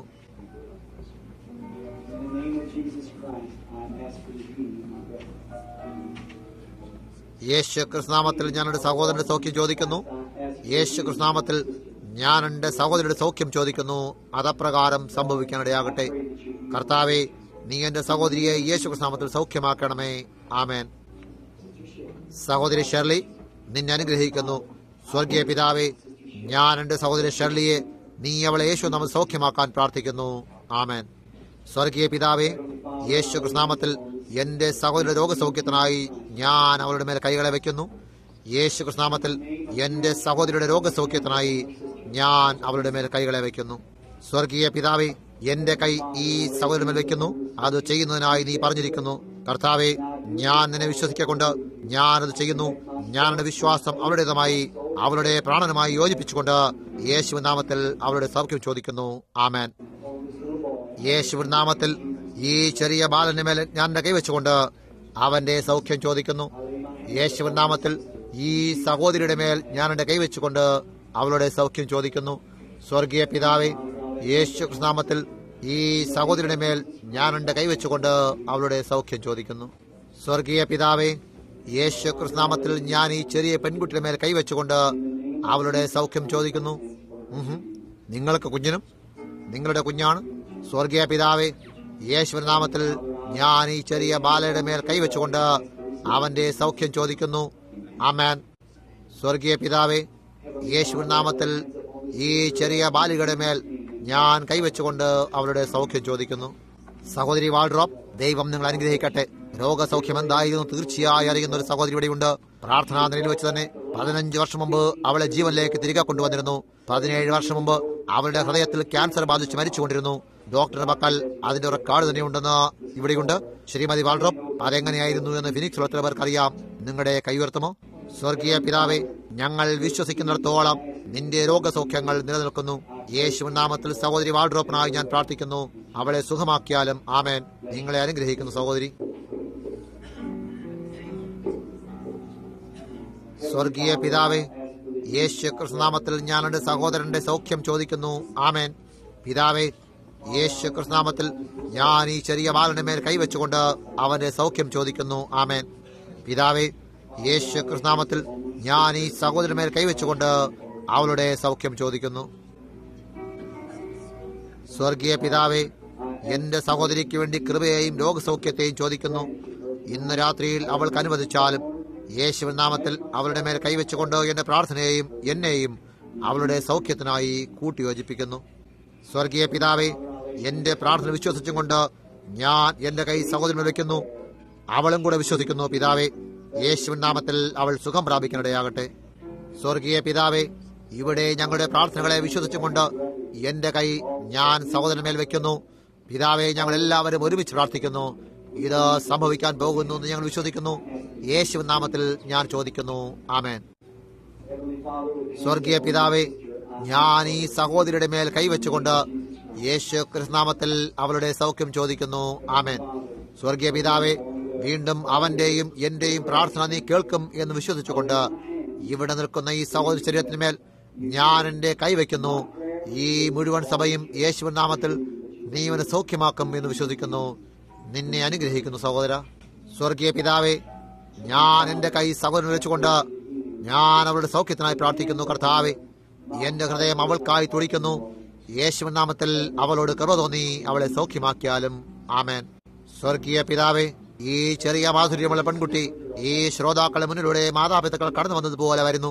കുഞ്ഞുങ്ങളെ അനുഗ്രഹിക്കാനായി അവൻ അവരുടെ മേൽ കൈവച്ചതുപോലെ ഞാൻ യേശു ക്രിസ്തുനാമത്തിൽ എന്റെ കൈ അവളിൽ വയ്ക്കുന്നു. അവൾ അനുഗ്രഹിക്കപ്പെട്ട സുഖം പ്രാപിക്കുകയാകട്ടെ. യേശുവിൻ നാമത്തിൽ. ആമേൻ.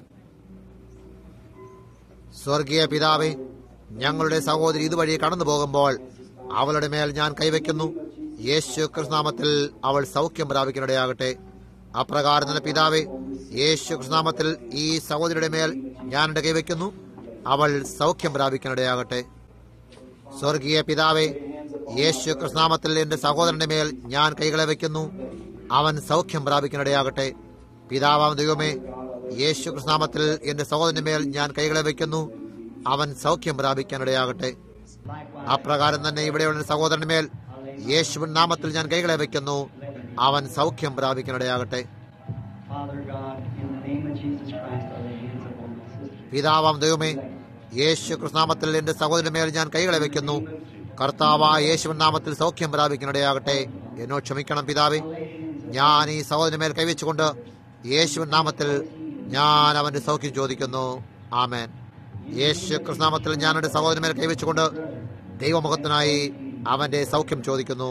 ആമേൻ.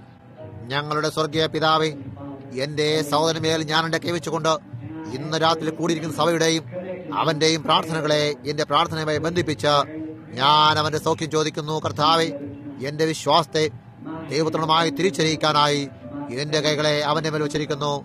ഞാൻ അവന്റെ സൗഖ്യത്തെ ചോദിക്കുന്നു. ആമേൻ.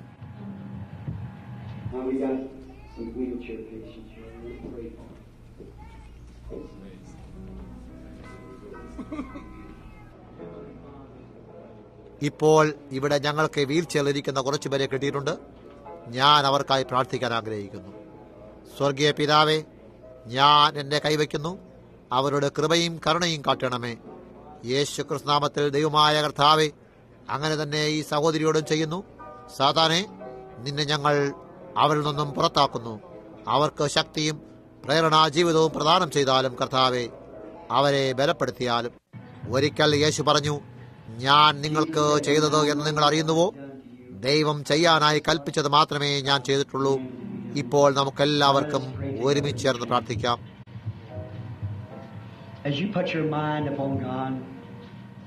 നിങ്ങളുടെ മനസ്സിനെ ദൈവത്തിലിട്ടിരിക്കുമ്പോൾ നിങ്ങളുടെ പ്രാർത്ഥനകളെ പിടിച്ചുകൊള്ളുക. ഓർക്കൂ, ഇപ്പോൾ വിശ്വസിക്കൂ, ഞങ്ങളോടൊപ്പം ചേർന്ന് വിശ്വസിക്കൂ. രോഗികളായി ഇവിടെ ഇരിക്കുന്ന ഓരോരുത്തരും ഒരുപക്ഷെ നിങ്ങൾക്കൊരു പ്രാർത്ഥനക്കാരുണ്ടായിരിക്കില്ല. ഇപ്പോൾ നാളെ രാത്രിയിൽ 6:30-ക്കോ 7-നോ ഏകദേശം ആ സമയത്തിനടുപ്പിച്ച് 6:30-ക്കോ 7-നോ നാളെ രാത്രിയിൽ ഞങ്ങൾക്ക് വീണ്ടും പ്രാർത്ഥന നിര ഉണ്ടായിരിക്കും. ഞങ്ങൾ വീണ്ടും പ്രാർത്ഥനാ കാർഡുകൾ കൊടുക്കുന്നതാണ്. പ്രാർത്ഥനാ നിര ഉണ്ടായിരുന്നാൽ ഇന്ന് രാത്രിയിൽ ഞാൻ നിങ്ങൾ അല്പം കൂടുതൽ സമയം ഇരുത്തിയത് ഖേദിക്കുന്നു. കർത്താവ് നിങ്ങൾ അനുഗ്രഹിക്കേണ്ടതാകട്ടെ. ഇപ്പോൾ നമുക്ക് വീണ്ടും നമ്മുടെ തലകളെ കുമ്പിടാം. ഞങ്ങൾ പ്രാർത്ഥിക്കുമ്പോൾ പിതാവേ, ഞങ്ങൾക്കെതിരായി പാപം ചെയ്ത ഓരോ മനുഷ്യനോടും ഞങ്ങൾ ക്ഷമിക്കുന്നു. നിനക്കിഷ്ടമില്ലാത്ത എന്തെങ്കിലും നീ ഞങ്ങളിൽ കാണുന്നു എങ്കിൽ കർത്താവേ, ഞങ്ങളോട് ക്ഷമിക്കണമേ. എന്തുകൊണ്ടെന്നാൽ ഞങ്ങൾ സകല മനുഷ്യരും അറിയുന്നതും വായിക്കപ്പെടുന്നതുമായ പത്രമായിരിക്കണം എന്ന് ഞങ്ങളോട് പറഞ്ഞിരിക്കുന്നു. നീ സ്വയമായി ഞങ്ങളോടൊപ്പം നിന്നെ തിരിച്ചറിയിച്ചത് ഞങ്ങൾ കണ്ടിട്ട് ഞങ്ങൾ നിന്റെ കൽപ്പനകളെ പ്രമാണിക്കുകയും ജനങ്ങളുടെ വിശ്വാസത്തെ അവർ ഏറ്റുപറഞ്ഞുകൊണ്ട് അവർ ഈ പ്രസംഗവേദിയിലൂടെ നടന്നുപോയി. പിതാവേ, ഞങ്ങൾ അവരുടെ മേൽ കൈവച്ചിരിക്കുന്നു. ഞങ്ങളിൽ ഒരാൾ മാത്രമല്ല, എന്നാൽ ഞങ്ങൾ എല്ലാവരും പ്രാർത്ഥന ഒരുമിച്ച് ചേർന്ന് നീ അവരുടെ ശരീരങ്ങളെ സൗഖ്യമാക്കുമെന്ന് വിശ്വസിച്ചുകൊണ്ട് ഞങ്ങളുടെ കൈകളെ അവരുടെ മേൽ വെച്ചിരുന്നു. എന്റെ നാമത്തിൽ പിതാവിനോട് നിങ്ങൾ ചോദിക്കുന്നതും ഞാൻ നിങ്ങൾക്ക് തരുമെന്ന് നീ ഇവിടെ ഭൂമിയിലായിരുന്നപ്പോൾ പറഞ്ഞിരുന്നു. ദൈവപുത്രനായ യേശുവേ, കർത്താവേ, അത് നിന്റെ വാഗ്ദത്തമായിരുന്നു. ആ വാഗ്ദത്തം ചെയ്തിരുന്നവൻ തന്നെ തന്റെ വാഗ്ദത്തം നിറവേറ്റാനായി ഇന്ന് രാത്രിയിൽ ഇവിടെ സ്വയം തിരിച്ചറിയിച്ചു. ആയതിനാൽ രോഗികളെ മേൽ കൈവയ്ക്കുക എന്ന കൽപ്പനയെ അത് പ്രമാണിച്ചിരിക്കുന്നു. ഇപ്പോൾ അത് സംഭവിക്കാനിടവരട്ടെ. അത് എഴുതപ്പെട്ടിരിക്കുന്നു. അത് സംഭവിക്കാനിടവരട്ടെ.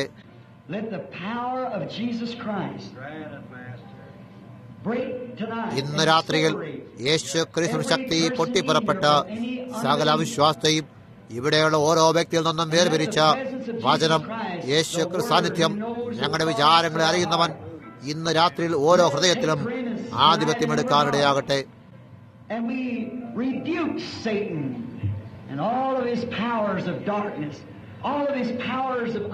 സാത്താനെയും അവന്റെ സകല അന്ധകാരത്തെയും അവന്റെ അവിശ്വാസത്തിന്റെ സകല ശക്തികളെയും ഞങ്ങൾ ശാസിക്കുന്നു. സാത്താനെ, ദൈവത്തിന്റെ ആത്മാവ് നിനക്കെതിരായി ഒരു കൊടി ഉയർത്തിയിരിക്കുന്നു. പാതാളത്തിന്റെയും നരകത്തിന്റെയും മരണത്തിന്റെയും മേൽ ജയോത്സവം ആടിക്കൊണ്ട് മൂന്നാം നാൾ അവൻ ഉയർത്തെഴുന്നേറ്റു. അവൻ ഉന്നതങ്ങളിൽ കയറി മനുഷ്യർക്ക് ദാനങ്ങളെ കൊടുത്തിരിക്കുന്നു. ഇന്ന് രാത്രിയിൽ അവൻ ഇവിടെ മനുഷ്യരത്തിലായിരിക്കുന്നു. അവൻ പറഞ്ഞു, കുറഞ്ഞൊന്നു കഴിഞ്ഞാൽ ലോകം എന്നെ കാണുകയില്ല, എങ്കിലും ലോകാവസാനം വരെയും ഞാൻ നിങ്ങളോടൊപ്പവും നിങ്ങളിലുമായിരിക്കാൽ നിങ്ങൾ എന്നെ കാണും. അവന്റെ വചനത്തെ നിറവേറ്റി ഇന്ന് രാത്രിയിൽ നാം അവന്റെ സാന്നിധ്യത്തെ കണ്ടു. യേശു ക്രിസ്തു നാമത്തിൽ ദൈവമുഖത്തിനായി ഇവിടെയുള്ള ഓരോ രോഗിയും സൗഖ്യം പ്രാപിച്ചിരിക്കുന്നു എന്ന് വിശ്വാസത്താൽ നാം വിശ്വസിക്കുന്നു. ആമേൻ പറയൂ ജനങ്ങളെ. ദൈവം നിങ്ങൾ അനുഗ്രഹിക്കട്ടെ. തിരികെ സഹോദരന് കൊടുക്കുന്നു.